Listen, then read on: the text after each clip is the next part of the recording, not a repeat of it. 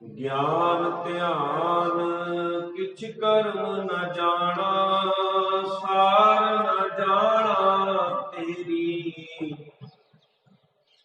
सब ते वड्डा सतगुर नानक, जिन कल राखी मेरी। सब ते वड्डा सतगुर नानक, जिन कल राखी मेरी।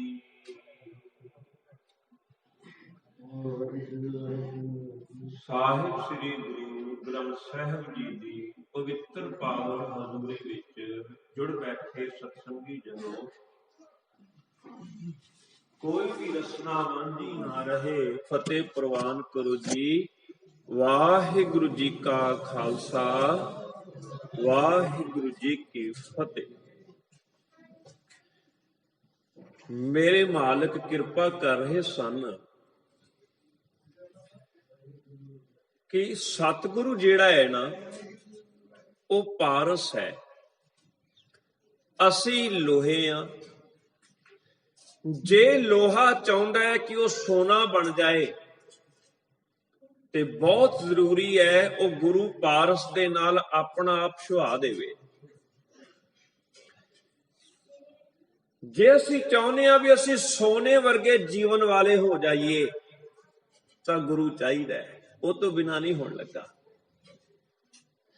ਗੁਰੂ ਜਿਸ ਦੇ ਰਾਹੀਂ ਸਾਨੂੰ ਰੱਬ ਮਿਲਣਾ ਹੈ।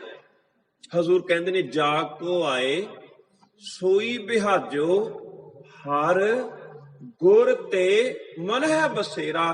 ਹਰੀ ਗੁਰੂ ਦੇ ਰਾਹੀਂ ਮਨ ਵਿੱਚ ਵਸ ਸਕਦਾ ਹੈ, ਦੂਜਾ ਕੋਈ ਢੰਗ ਤਰੀਕਾ ਨਹੀਂ ਵੀ ਸਾਡੇ ਮਨ ਵਿੱਚ ਰੱਬ ਵਸ ਸਕੇ। ਜੀਵਨ ਸੋਨੇ ਵਰਗਾ ਬਣਾਉਣਾ ਹੈ, ਗੁਰੂ ਚਾਹੀਦਾ ਹੈ। ਰੱਬ ਨੂੰ ਆਪਣੇ ਮਨ ਵਿੱਚ ਵਸਾਉਣਾ ਹੈ, ਗੁਰੂ ਚਾਹੀਦਾ ਹੈ। ਇਸੇ ਕਰਕੇ ਸਿਆਣੇ ਕਹਿੰਦੇ ਗੁਰੂ ਬਿਨਾਂ ਕਦੇ ਗਤੀ ਹੋ ਹੀ ਨਹੀਂ ਸਕਦੀ। ਭਾਵੇਂ ਮਨੁੱਖਾ ਜਨਮ ਮਿਲਿਆ, ਇਹ ਵਾਰੀ ਹੈ ਰੱਬ ਨੂੰ ਪ੍ਰਾਪਤ ਕਰਨ ਦੀ, ਪਰ ਰੱਬ ਦੀ ਪ੍ਰਾਪਤੀ ਨਹੀਂ ਹੋ ਸਕਦੀ ਜਦ ਤੱਕ ਗੁਰ ਪ੍ਰਸਾਦ ਨਾ ਹੋਵੇ, ਗੁਰੂ ਦੀ ਕਿਰਪਾ ਨਾ ਹੋਵੇ। ਗੁਰੂ ਸਤਿਗੁਰ ਸਭਨਾਂ ਦਾ ਭਲਾ ਮਨਾਏਂਦਾ, ਜਿਹੜਾ ਸਾਰਿਆਂ ਦਾ ਭਲਾ ਮਨਾਉਂਦਾ ਹੈ।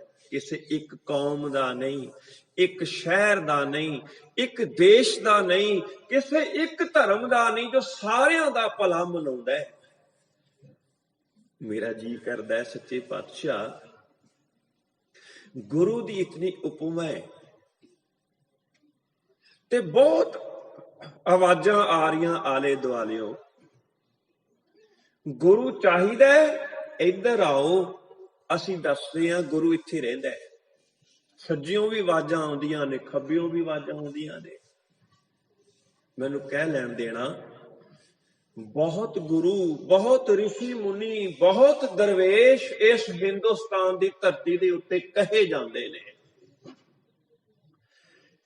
ਪਰ ਇੱਕ ਗੱਲ ਚੇਤੇ ਰੱਖਣਾ, ਅਸੀਂ ਆਲੂ ਪਿਆਜ਼ ਵੀ ਖਰੀਦਣੇ ਹੋਣ ਨਾ, ਅਸੀਂ ਚੰਗੀ ਤਰ੍ਹਾਂ ਪਰਖ ਕੇ ਖਰੀਦਦੇ ਹਾਂ ਵੀ ਕਿਤੇ ਗਲਿਆ ਹੋਇਆ ਤੇ ਨਹੀਂ, ਕਿਤੇ ਸੜਿਆ ਹੋਇਆ ਤੇ ਨਹੀਂ। ਕਿਉਂ? ਸਾਡੀ ਸਿਹਤ ਖਰਾਬ ਹੋ ਜਾਏਗੀ। ਅਸੀਂ 4-5 ਦੁਕਾਨਾਂ ਤੇ ਘੁੰਮ ਕੇ ਕੋਈ ਸਬਜ਼ੀ ਲੈਂਦੇ ਹਾਂ, ਆਹ ਸਬਜ਼ੀ ਤਾਜ਼ੀ ਹੈ, ਆਹ ਚੰਗੀ ਹੈ। ਇੱਥੇ ਤਾਂ ਜੀਵਨ ਅਰਪਣ ਕਰਨਾ ਹੈ। ਇੱਥੇ ਤੇ ਮਨੁੱਖਾ ਜੀਵਨ ਦੀ ਵਾਰੀ ਮੁੜ ਕੇ ਨਹੀਂ ਮਿਲਣੀ, ਪਤਾ ਨਹੀਂ ਕਦੋਂ ਆਉਣੀ ਹੈ। ਕਿਤੇ ਇਹੀ ਨਾ ਗਲ ਜਾਏ, ਕਿਤੇ ਇਹੀ ਨਾ ਸੜ ਜਾਏ, ਕਿਤੇ ਇਹੀ ਬਿਮਾਰ ਨਾ ਹੋ ਜਾਏ। ਇਸੇ ਕਰਕੇ ਗੁਰੂ ਜਿਹੜਾ ਹੈ ਨਾ, ਉਸ ਵੇਲੇ ਵੀ ਥੋੜੀ ਪਰਖ ਤੇ ਕਰਨੀ ਪੈਣੀ ਹੈ ਨਾ। ਆਵਾਜ਼ਾਂ ਬਹੁਤ ਆਉਂਦੀਆਂ ਆਲੇ ਦੁਆਲੇ, ਡੇਰੇ ਥੋੜੇ ਥੋੜਾ ਖੁੱਲੇ ਹੈ। ਹਰ ਕੋਈ ਦਾਵਾ ਕਰਦਾ, ਅਸੀਂ ਦੱਸਦੇ ਹਾਂ ਰੱਬ ਕਿਵੇਂ ਮਿਲਦਾ ਹੈ। ਧੰਨ ਗੁਰੂ ਗ੍ਰੰਥ ਸਾਹਿਬ ਜੀਓ, ਮੈਨੂੰ ਨਹੀਂ ਕਿਸੇ ਤੇ ਭਰੋਸਾ, ਤੁਹਾਡੇ ਤੇ ਭਰੋਸਾ ਹੈ। ਤੁਸੀਂ ਕਿਰਪਾ ਕਰਕੇ ਦੱਸੋ ਵੀ ਗੁਰੂ ਦੀ ਪਹਿਚਾਣ ਕੀ ਹੈ, ਅਸੀਂ ਆਪ ਵੀ ਪ੍ਰਾਪਤ ਕਰੀਏ ਤੇ ਦੂਜੇ ਨੂੰ ਵੀ ਦੱਸ ਸਕੀਏ। ਧੰਨ ਗੁਰੂ ਗ੍ਰੰਥ ਸਾਹਿਬ ਵਿੱਚੋਂ ਕਿਸੇ ਨੂੰ ਵੀ ਪੁੱਛ ਲਓ, 15 ਭਗਤ ਬੈਠੇ ਪੁੱਛ ਲਓ, ਗੁਰੂ ਸਾਹਿਬ ਬੈਠੇ ਪੁੱਛ ਲਓ, ਦਰਵਾਜ਼ਾ ਤੇ ਖੜਕਾਓ, ਜਾ ਕੇ ਕਹੀਏ ਤੇ ਸਹੀ, ਕਿਰਪਾ ਕਰਕੇ ਦੱਸਣਾ ਗੁਰੂ ਕਹਿੰਦੇ ਕਿਹਨੂੰ ਹੈ। ताकि मैं सोना बन जावां, ताकि मेरे मन विच रब वस जाए। ते बाबा फरीद जी जे साडी आवाज़ सुनन ना, वो कहणगे आ पुੱਤ तैनूं मैं दस्सां, आ पैमाना लै जा, इस पैमाने नाल वेखी भी सामने वाला गुरु है कि नहीं, सामने वाला दरवेश है कि नहीं। दरवेशां नूं लोड़ीए रुखां दी जीरांद, रुखां दी जीरांद। दरवेश ਉਹਨੂੰ ਕਹਿੰਦੇ ਆ ਜਿਹਦੇ ਅੰਦਰ ਰੁੱਖਾਂ ਵਰਗਾ ਜੇਰਾ ਹੋਵੇ, ਪੇੜਾਂ ਵਰਗਾ, ਦਰਖਤਾਂ ਵਰਗਾ ਜੇਰਾ ਹੋਵੇ। ਹੁਣ ਇਹ ਸਮਝਣ ਦੇ ਲਈ ਸਾਨੂੰ ਇੱਕ ਦਰਖਤ ਦੇਖਣਾ ਪੈਣਾ ਵੀ ਉਹਦੇ ਵਿੱਚ ਕਿੰਨਾ ਕੁ ਜੇਰਾ ਹੈ। ਅੱਤ ਦੀ ਗਰਮੀ ਪੈਂਦੀ ਹੋਵੇ, ਪੈਰ ਸਾਡੇ ਜ਼ਮੀਨ ਤੇ ਨਾ ਲੱਗਦੇ ਹੋਣ, ਆਕਾਸ਼ ਤੋਂ ਸੂਰਜ ਅੱਗ ਵਰਾ ਰਿਹਾ ਹੋਵੇ, ਮਨੁੱਖ ਪਸੀਨੇ ਨਾਲ ਨਹਾਤਾ ਹੋਇਆ, ਉਹਦੇ ਸਿਰ ਨੂੰ ਘੁਮੇਰੀਆਂ ਆ ਰਹੀਆਂ ਹੋਣ, ਉਹਨੂੰ ਇੰਜ ਲੱਗੇ ਮੈਂ ਹੁਣ ਡਿੱਗਿਆ ਕਿ ਡਿੱਗਿਆ, ਮੈਂ ਹੁਣ ਮਰਿਆ ਕਿ ਮਰਿਆ, ਮੈਂ ਹੁਣੇ ਗਰਮੀ ਨਾਲ ਮਰ ਜਾਵਾਂਗਾ। ਦੂਰ ਖੜਾ ਦਰਖਤ ਕਹਿੰਦਾ ਹੈ ਤੂੰ ਛੇਤੀ ਨਾਲ ਮੇਰੇ ਕੋਲ ਆ ਜਾ, ਮੈਂ ਤੈਨੂੰ ਯਕੀਨ ਦਿਵਾਉਣਾ ਹੈ ਜੇ ਤੂੰ ਮੇਰੇ ਕੋਲ ਆ ਗਿਆ, ਮੈਂ ਸਾਰੀ ਤਪਸ਼ ਆਪਣੇ ਪੱਤਿਆਂ ਉੱਤੇ, ਆਪਣੇ ਫੁੱਲਾਂ ਉੱਤੇ, ਆਪਣੀਆਂ ਟਹਿਣੀਆਂ ਉੱਤੇ, ਆਪਣੇ ਤਣੇ ਉੱਤੇ ਸਹਾਰਾਂਗਾ, ਪਰ ਤੈਨੂੰ ਮੈਂ ਛਾਂ ਦੇਵਾਂਗਾ, ਤੈਨੂੰ ਮੈਂ ਤੱਤੀ ਵਾਹ ਨਹੀਂ ਲੱਗਣ ਦੇਵਾਂਗਾ, ਤੈਨੂੰ ਮੈਂ ਬਚਾ ਲਵਾਂਗਾ। ਆ ਹੈ ਜੇਰਾ।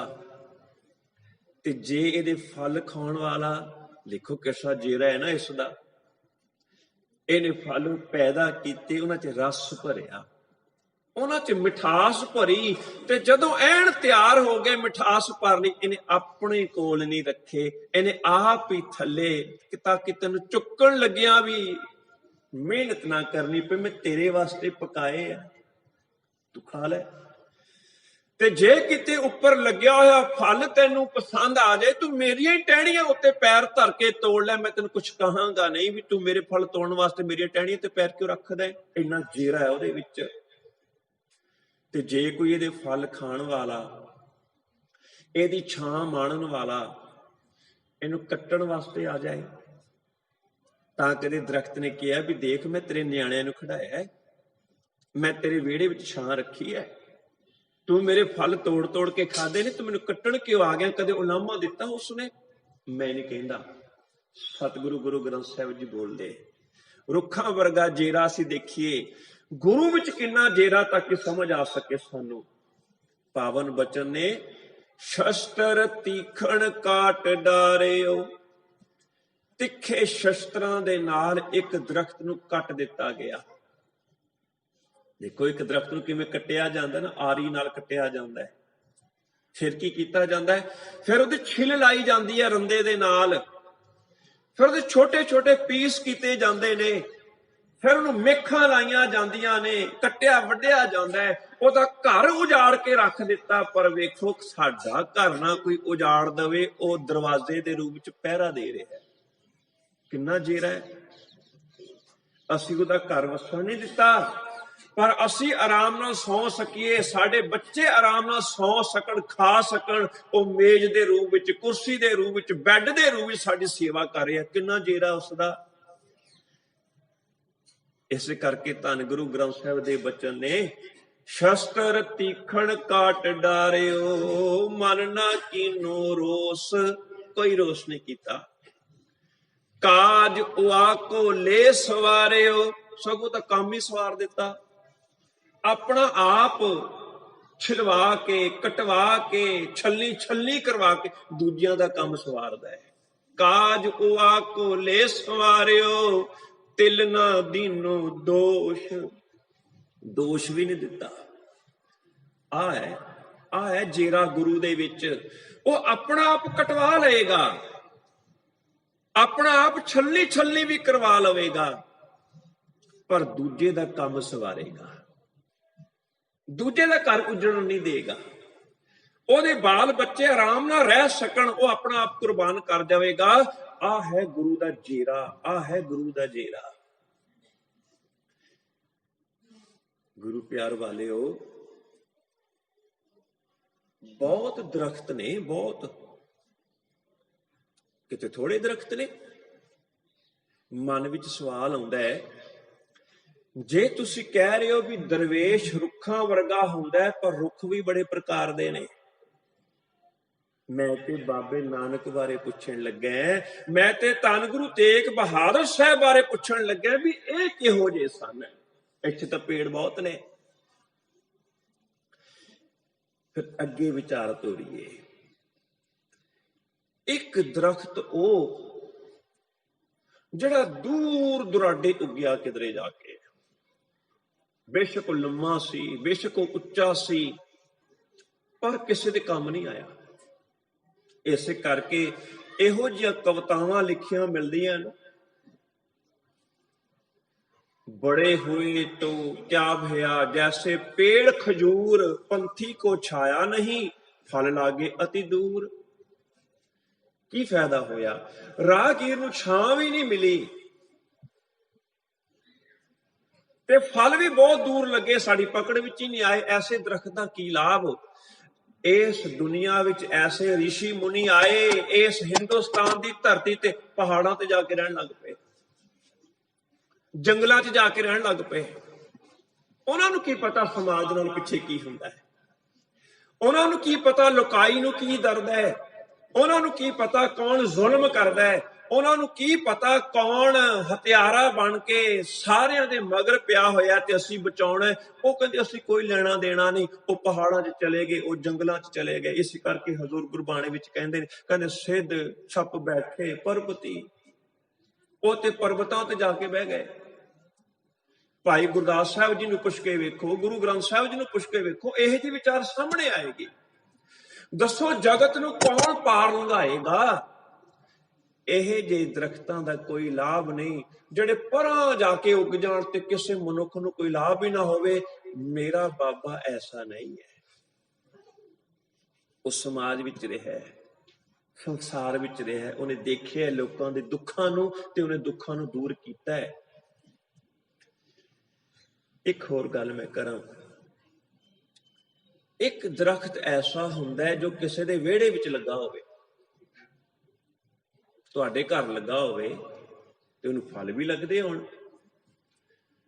ਪਰ ਦੂਜਾ ਬੰਦਾ ਨਹੀਂ ਉਹਨੂੰ ਤੋੜ ਸਕਦਾ, ਕਿਉਂਕਿ ਉਹ ਕੀ ਕਹਿੰਦਾ, ਇਹ ਇਹਨਾਂ ਦਾ ਹੈ।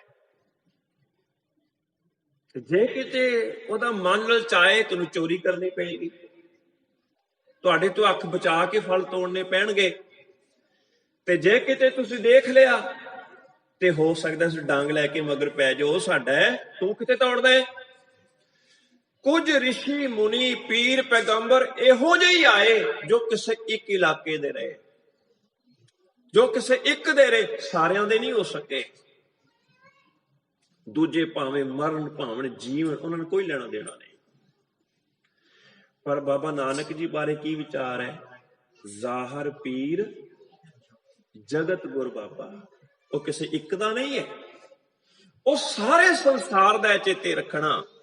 ਇਸੇ ਕਰਕੇ ਧੰਨ ਗੁਰੂ ਗ੍ਰੰਥ ਸਾਹਿਬ ਜੀ ਦੇ ਕੋਲ ਜੇ ਕੋਈ ਮੁਸਲਮਾਨ ਵੀਰ ਆ ਜਾਏ ਤੇ ਉਹ ਕਹੇ ਮੈਨੂੰ ਤੁਸੀਂ ਇਹ ਦੱਸੋ ਕਿ ਮੁਸਲਮਾਨ ਕਿਵੇਂ ਬਣੀਦਾ ਹੈ, ਮੇਰਾ ਬਾਬਾ ਹੀ ਨਹੀਂ ਕਹੇਗਾ ਵੀ ਤੇਰੇ ਵਾਸਤੇ ਸੁਨੇਹਾ ਨਹੀਂ ਹੈ। ਧੰਨ ਗੁਰੂ ਗ੍ਰੰਥ ਸਾਹਿਬ ਜੀ ਕਹਿਣਗੇ ਆਪ ਤੈਨੂੰ ਮੈਂ ਦੱਸਾਂ ਮੁਸਲਮਾਨ ਕਿਵੇਂ ਬਣੀਦਾ ਹੈ। ਮੁਸਲਮਾਨ ਕਹਾਵਣ ਮੁਸ਼ਕਲ, ਜੇ ਤੂੰ ਬਣਨਾ ਚਾਹੁੰਦਾ ਹੈ ਨਾ, ਮੁਸ਼ਕਲ ਹੈ। ਉੱਥੇ ਮਿਹਰ ਮਸੀਤ ਦੀ ਗੱਲ ਨੂੰ ਸਮਝਾਉਣਗੇ, ਤੇਰੇ ਅੰਦਰ ਦਇਆ ਚਾਹੀਦੀ ਹੈ, ਸਿਦਕ ਚਾਹੀਦਾ, ਇਹ ਮੁਸੱਲਾ ਹੋਣਾ ਚਾਹੀਦਾ।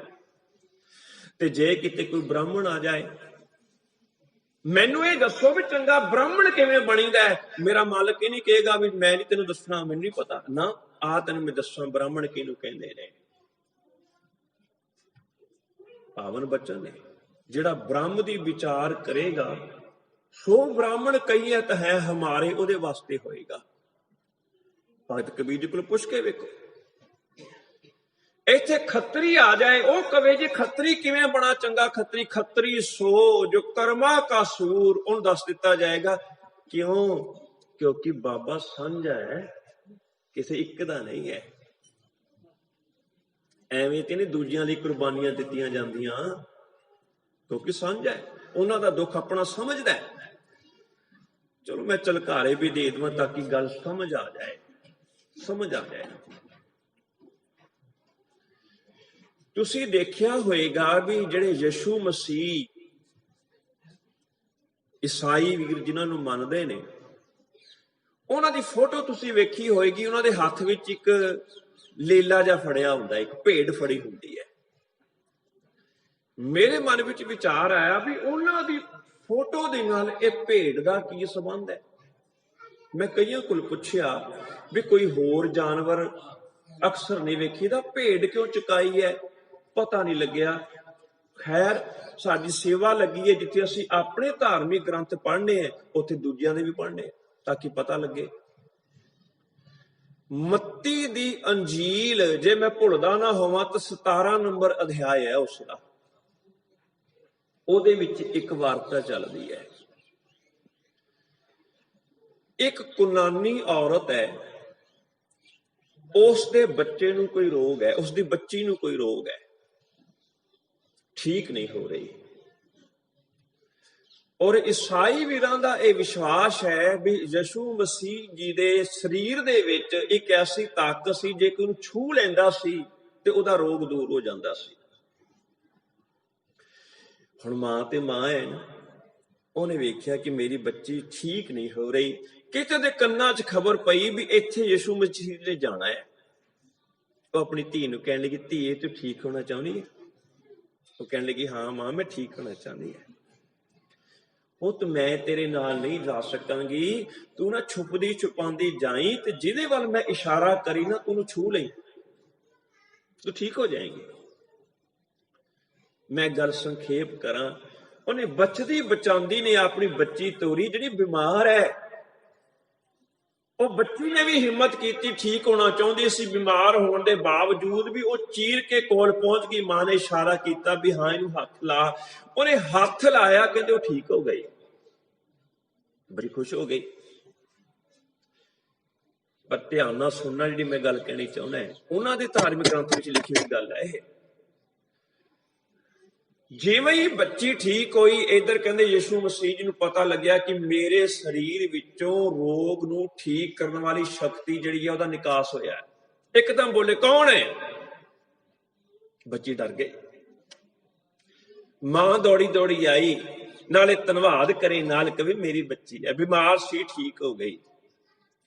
ਤੇ ਉਸ ਗ੍ਰੰਥ ਵਿੱਚ ਇਹ ਸ਼ਬਦ ਲਿਖੇ ਨੇ, ਯਿਸੂ ਮਸੀਹ ਜੀ ਨੇ ਇਹ ਗੱਲ ਕਹੀ, ਮੈਂ ਇਜ਼ਰਾਈਲ ਘਰਾਣੇ ਦੀਆਂ ਭੇਡਾਂ ਸੰਭਾਲਣ ਵਾਸਤੇ ਆਇਆ, ਮੈਂ ਆਪਣੇ ਬੱਚਿਆਂ ਦੀ ਰੋਟੀ ਕੁੱਤਿਆਂ ਨੂੰ ਨਹੀਂ ਪਾ ਸਕਦਾ। ਮੇਰਾ ਮੱਥਾ ਠਣਕਿਆ, ਐਵੇਂ ਨਹੀਂ ਬਾਬੇ ਨਾਨਕ, ਤੈਨੂੰ ਕਿਹਾ ਸਭ ਤੇ ਵੱਡਾ ਸਤਿਗੁਰੂ ਨਾਨਕ, ਵੱਡਾ ਤੂੰ ਹੀ ਹੈ। ਇੱਥੇ ਤਾਂ ਕੋਈ ਇੱਕ ਘਰਾਣੇ ਦਾ ਹੋ ਕੇ ਰਹਿ ਗਿਆ। ਉਸ ਦਿਨ ਮੈਨੂੰ ਪਤਾ ਲੱਗਾ ਭੇਡ ਕੱਤ ਚੁੱਕੀ ਹੈ। ਉਹ ਵੀ ਇਜ਼ਰਾਈਲ ਘਰਾਣਿਆਂ ਨੂੰ ਬਚਾਉਣਾ ਚਾਹੁੰਦੇ, ਦੂਜਿਆਂ ਨੂੰ ਨਹੀਂ। ਦੂਜੇ ਤਾਂ ਕੁੱਤੇ ਕਹਿੰਦੇ। ਇਸ ਕਰਕੇ ਮੈਨੂੰ ਕਹਿ ਲੈਣ ਦੇਣਾ, ਉਹ ਪੇੜ ਨਹੀਂ ਸਾਡਾ ਗੁਰੂ ਜਿਹੜਾ ਕਿਸੇ ਇੱਕ ਦੇ ਵਿਹੜੇ ਵਿੱਚ ਲੱਗਾ ਹੋਇਆ ਵੀ ਕਿਸੇ ਇੱਕ ਦਾ ਹੀ ਅਧਿਕਾਰ ਹੈ, ਦੂਜਿਆਂ ਨੂੰ ਆਉਣ ਹੀ ਨਹੀਂ ਦੇਣਾ, ਦੂਜਿਆਂ ਨੂੰ ਕੁੱਤੇ ਬਿੱਲੇ ਜਾਣ ਕੇ ਡੰਡੇ ਮਾਰਨੇ ਨਾ। ਉਹ ਤਾਂ ਇਸ ਤਰ੍ਹਾਂ ਦਾ ਹੈ, ਜੋ ਇੱਕ ਸੜਕ ਦੇ ਕਿਨਾਰੇ ਲੱਗਾ, ਕੋਈ ਆ ਜਾਏ, ਕੋਈ ਫਲ ਖਾ ਲਏ, ਕੋਈ ਵੀ ਨਹੀਂ ਰੁਕੇਗਾ। ਇੱਕ ਗੱਲ ਮੈਂ ਹੋਰ ਕਰਾਂ, ਇਹਨੂੰ ਨਿੰਦਿਆ ਚੁਗਲੀ ਚ ਨਾ ਲੈ ਕੇ ਜਾਣਾ। ਇਹਨੂੰ ਸਮਝਣਾ ਵੀ ਅਸੀਂ ਆਪਣੇ ਗੁਰੂ ਦੀ ਸ਼ਖਸੀਅਤ ਨੂੰ ਆਪਣੇ ਹਿਰਦੇ ਵਿੱਚ ਕਿੱਥੇ ਤੱਕ ਰੱਖਣਾ ਹੈ, ਕਿੱਥੇ ਤੱਕ ਰੱਖਣਾ ਹੈ। ਐਵੇਂ ਨਹੀਂ ਜਿੱਗਰ ਸਿੱਧਾ ਨੇ ਗੱਲ ਕਹੀ, ਧੰਨ ਨਾਨਕ ਤੇਰੀ ਵੱਡੀ ਕਮਾਈ, ਧੰਨ ਨਾਨਕ ਤੇਰੀ ਵੱਡੀ ਕਮਾਈ, ਧੰਨ ਨਾਨਕ ਤੇਰੀ ਵੱਡੀ ਕਮਾਈ।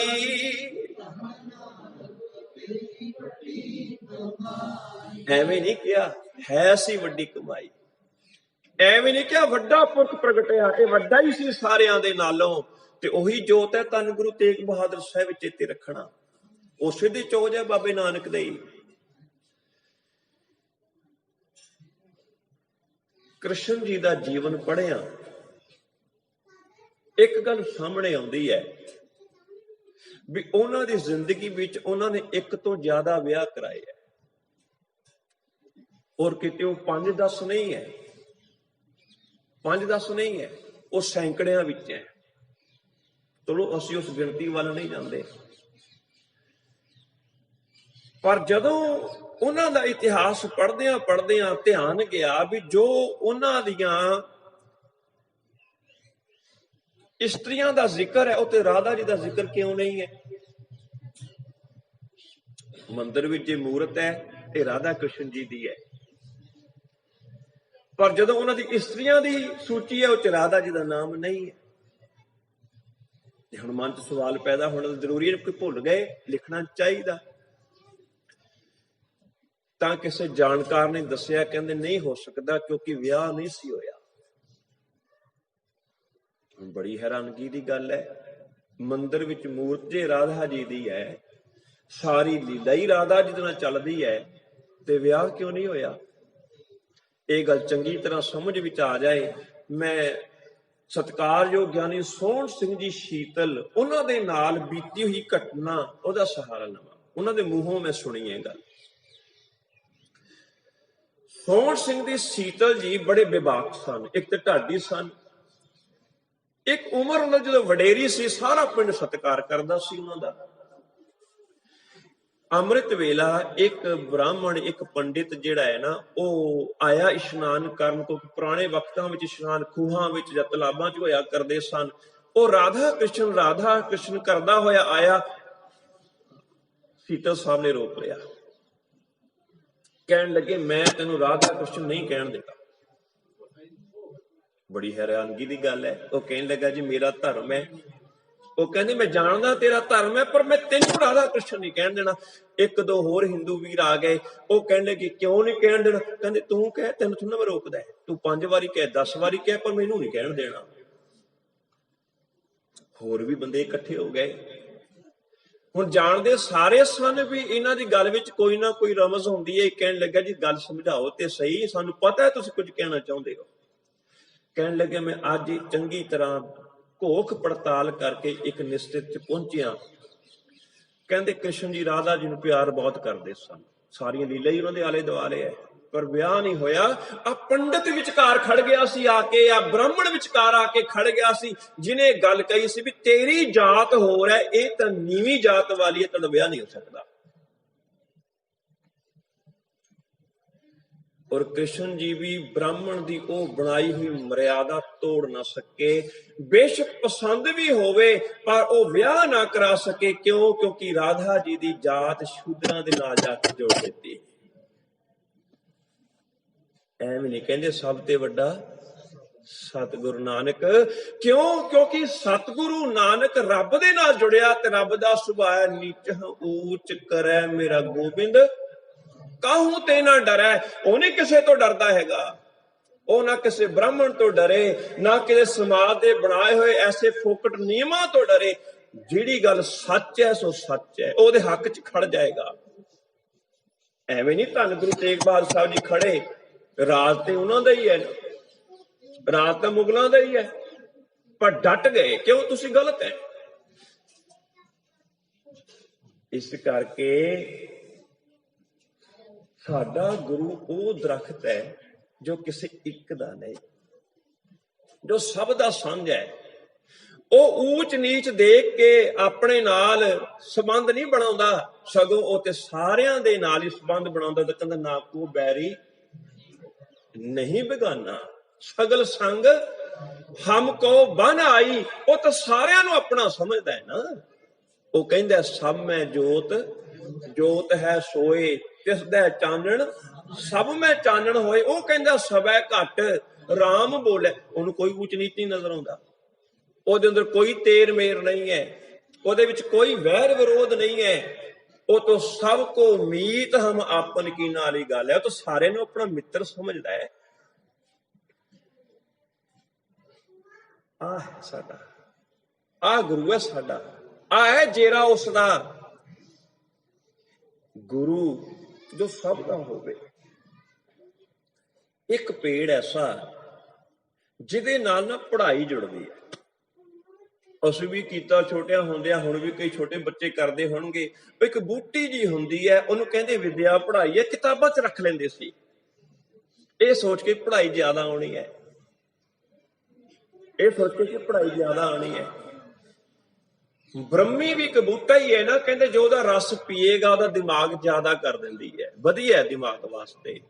ਕਈ ਪੇੜ ਪੌਦਿਆਂ ਦਾ ਰਸ ਦਿਮਾਗ ਵਾਸਤੇ ਵਧੀਆ। ਜਦੋਂ ਮੈਂ ਆਪਣਾ ਇਤਿਹਾਸ ਵੇਖਦਾ, ਮੇਰਾ ਗੁਰੂ ਛੋਟੇ ਛੋਟੇ ਬੱਚਿਆਂ ਨੂੰ ਲੈ ਕੇ ਬੈਠਾ ਹੈ, ਤੇ ਬੱਚੇ ਮੀਰਾਂ ਦੇ ਨਹੀਂ ਹੈ। ਉਹ ਬੱਚੇ ਜਿਨ੍ਹਾਂ ਨੂੰ ਪੜ੍ਹਨ ਦਾ ਅਧਿਕਾਰ ਹੀ ਨਹੀਂ ਦਿੱਤਾ ਜਾਂਦਾ, ਜਿਨ੍ਹਾਂ ਨੂੰ ਕਿਹਾ ਜਾਂਦਾ ਤੁਸੀਂ ਤਾਂ ਨੀਚ ਹੋ, ਤੁਸੀਂ ਕੋਈ ਧਰਮ ਨਹੀਂ ਪੜ੍ਹਨਾ, ਤੁਸੀਂ ਕੋਈ ਵਿਦਿਆ ਨਹੀਂ ਪੜ੍ਹਨੀ, ਤੁਸੀਂ ਖਾਲੀ ਸੇਵਾ ਹੀ ਕਰੋ, ਦੂਜੇ ਲੱਤਾਂ ਘੁੱਟੋ, ਬਸ ਗੰਦਗੀ ਚੁੱਕੋ ਦੂਜਿਆਂ ਦੀ।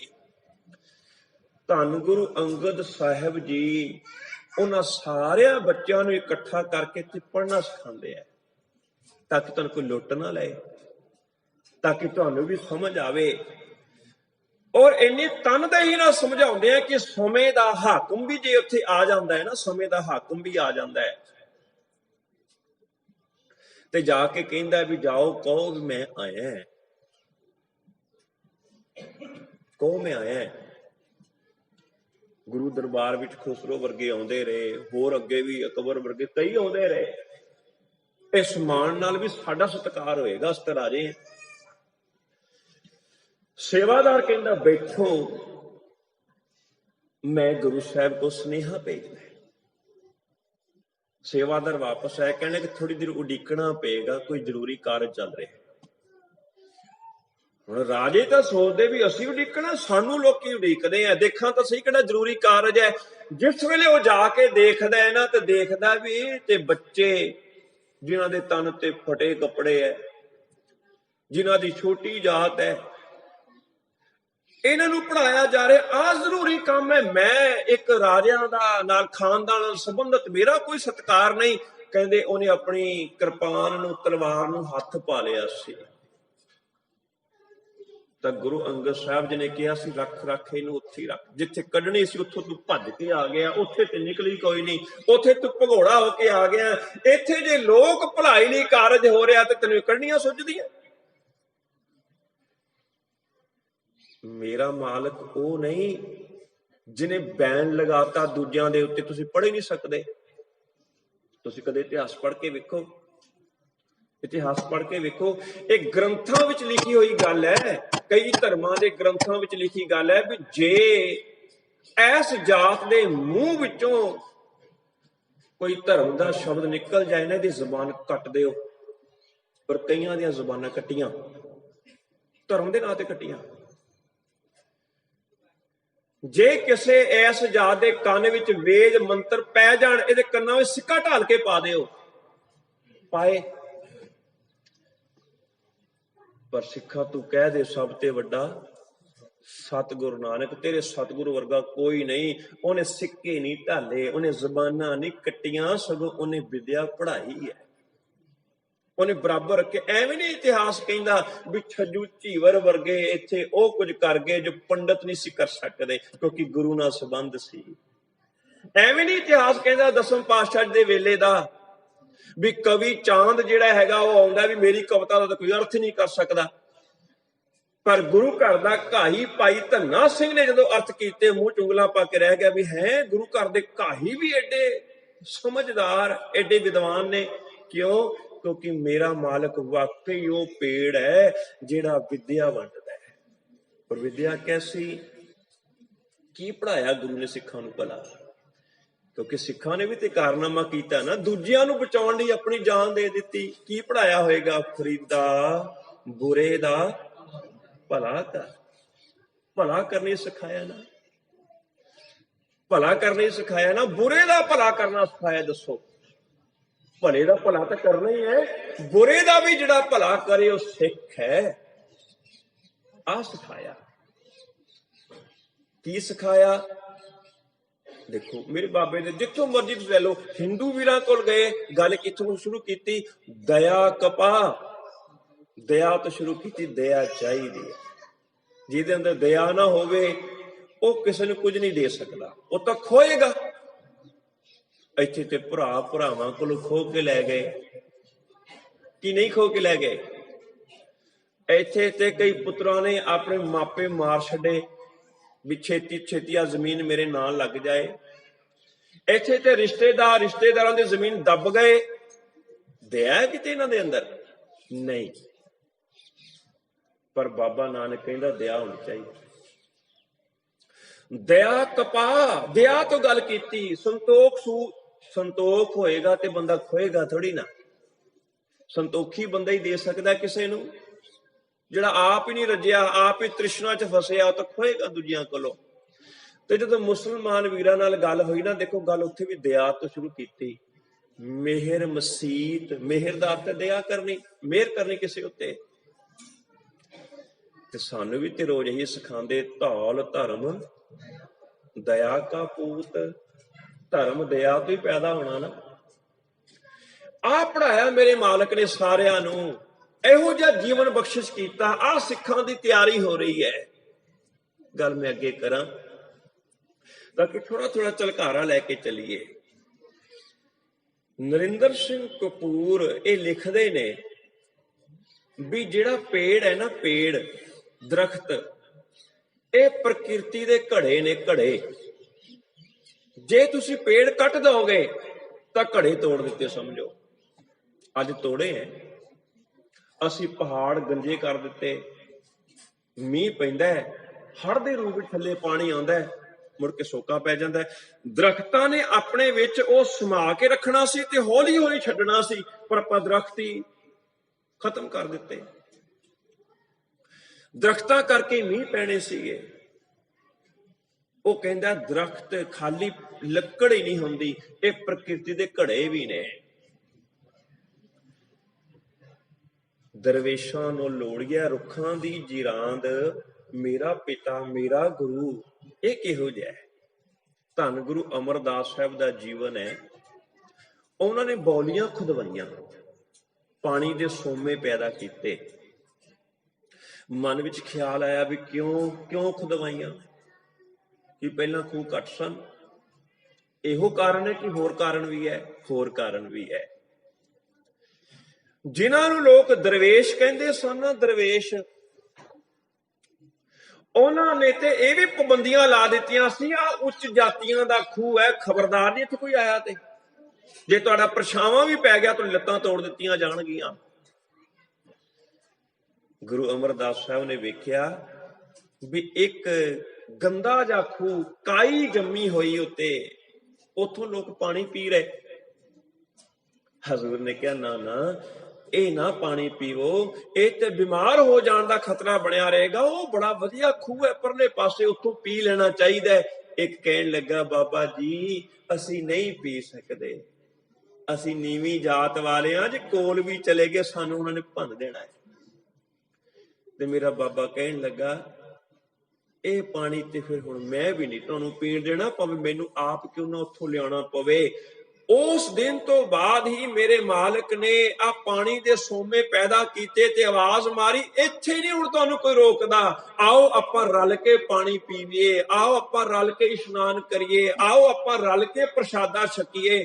ਆਹ ਹੈ ਮੇਰਾ ਬਾਬਾ ਨਾਨਕ, ਆਹ ਹੈ ਪਰਉਪਕਾਰ, ਆਹ ਹੈ ਜੇਰਾ ਜੋ ਸਭ ਨੂੰ ਵੰਡਦਾ ਹੀ ਹੈ। ਦਰਖਤ ਦਾ ਇੱਕ ਕੰਮ ਹੋਰ ਵੀ ਹੁੰਦਾ ਹੈ, ਜਿਹਦੇ ਲਈ ਅਕਸਰ ਅਸੀਂ ਲਗਾਉਂਦੇ ਹਾਂ, ਉਹ ਹੈ ਫਲ ਦੇਣੇ। ਇੱਕ ਦਰਖਤ ਐਸਾ ਹੁੰਦਾ ਹੈ ਜਿਹੜਾ 12 ਮਹੀਨੇ ਹੀ ਫਲ ਦਿੰਦਾ ਹੈ। ਅਸੀਂ ਕਹਿੰਦੇ 12 ਮਾਸੀ ਹੈ, 12 ਮਹੀਨੇ ਹੀ ਫਲ ਦੇਗਾ। ਕੁਝ ਖਾਸ ਮਹੀਨੇ ਫਲ ਦਿੰਦੇ ਨੇ, ਪਰ ਇੱਥੇ ਵੀ ਇੱਕ ਫਰਕ ਹੈ। ਕਈ ਦਰਖਤਾਂ ਦੇ ਫਲਾਂ ਨੂੰ ਲੋਕੀ ਕਹਿੰਦੇ ਖਾਇਓ ਨਾ, ਦੂਜਾ ਕਹੇ ਕਿਉਂ, ਇਹ ਜ਼ਹਿਰੀਲੇ ਨੇ, ਮਰ ਜਾਓਗੇ। ਜੰਗਲ ਦੇ ਵਿੱਚ ਬਹੁਤ ਧਿਆਨ ਦੇ ਨਾਲ ਜਾਣਾ ਪੈਂਦਾ ਹੈ। ਦੇਖਣ ਨੂੰ ਬੜਾ ਪਿਆਰਾ ਲਿਸ਼ਕਵਾਂ ਫਲ ਹੁੰਦਾ, ਪਰ ਹੁੰਦਾ ਜ਼ਹਿਰੀਲਾ, ਬੰਦਾ ਖਾਏ ਤੇ ਮਰ ਜਾਏ। ਇਸ ਹਿੰਦੁਸਤਾਨ ਦੀ ਧਰਤੀ ਤੇ ਬਹੁਤ ਐਸੇ ਰਿਸ਼ੀ ਮੁਨੀ ਵੀ ਆਏ ਜਿਹਨੂੰ ਫਲ ਤੇ ਲੱਗੇ ਪਰ ਅੱਤ ਦੇ ਜ਼ਹਿਰੀਲੇ।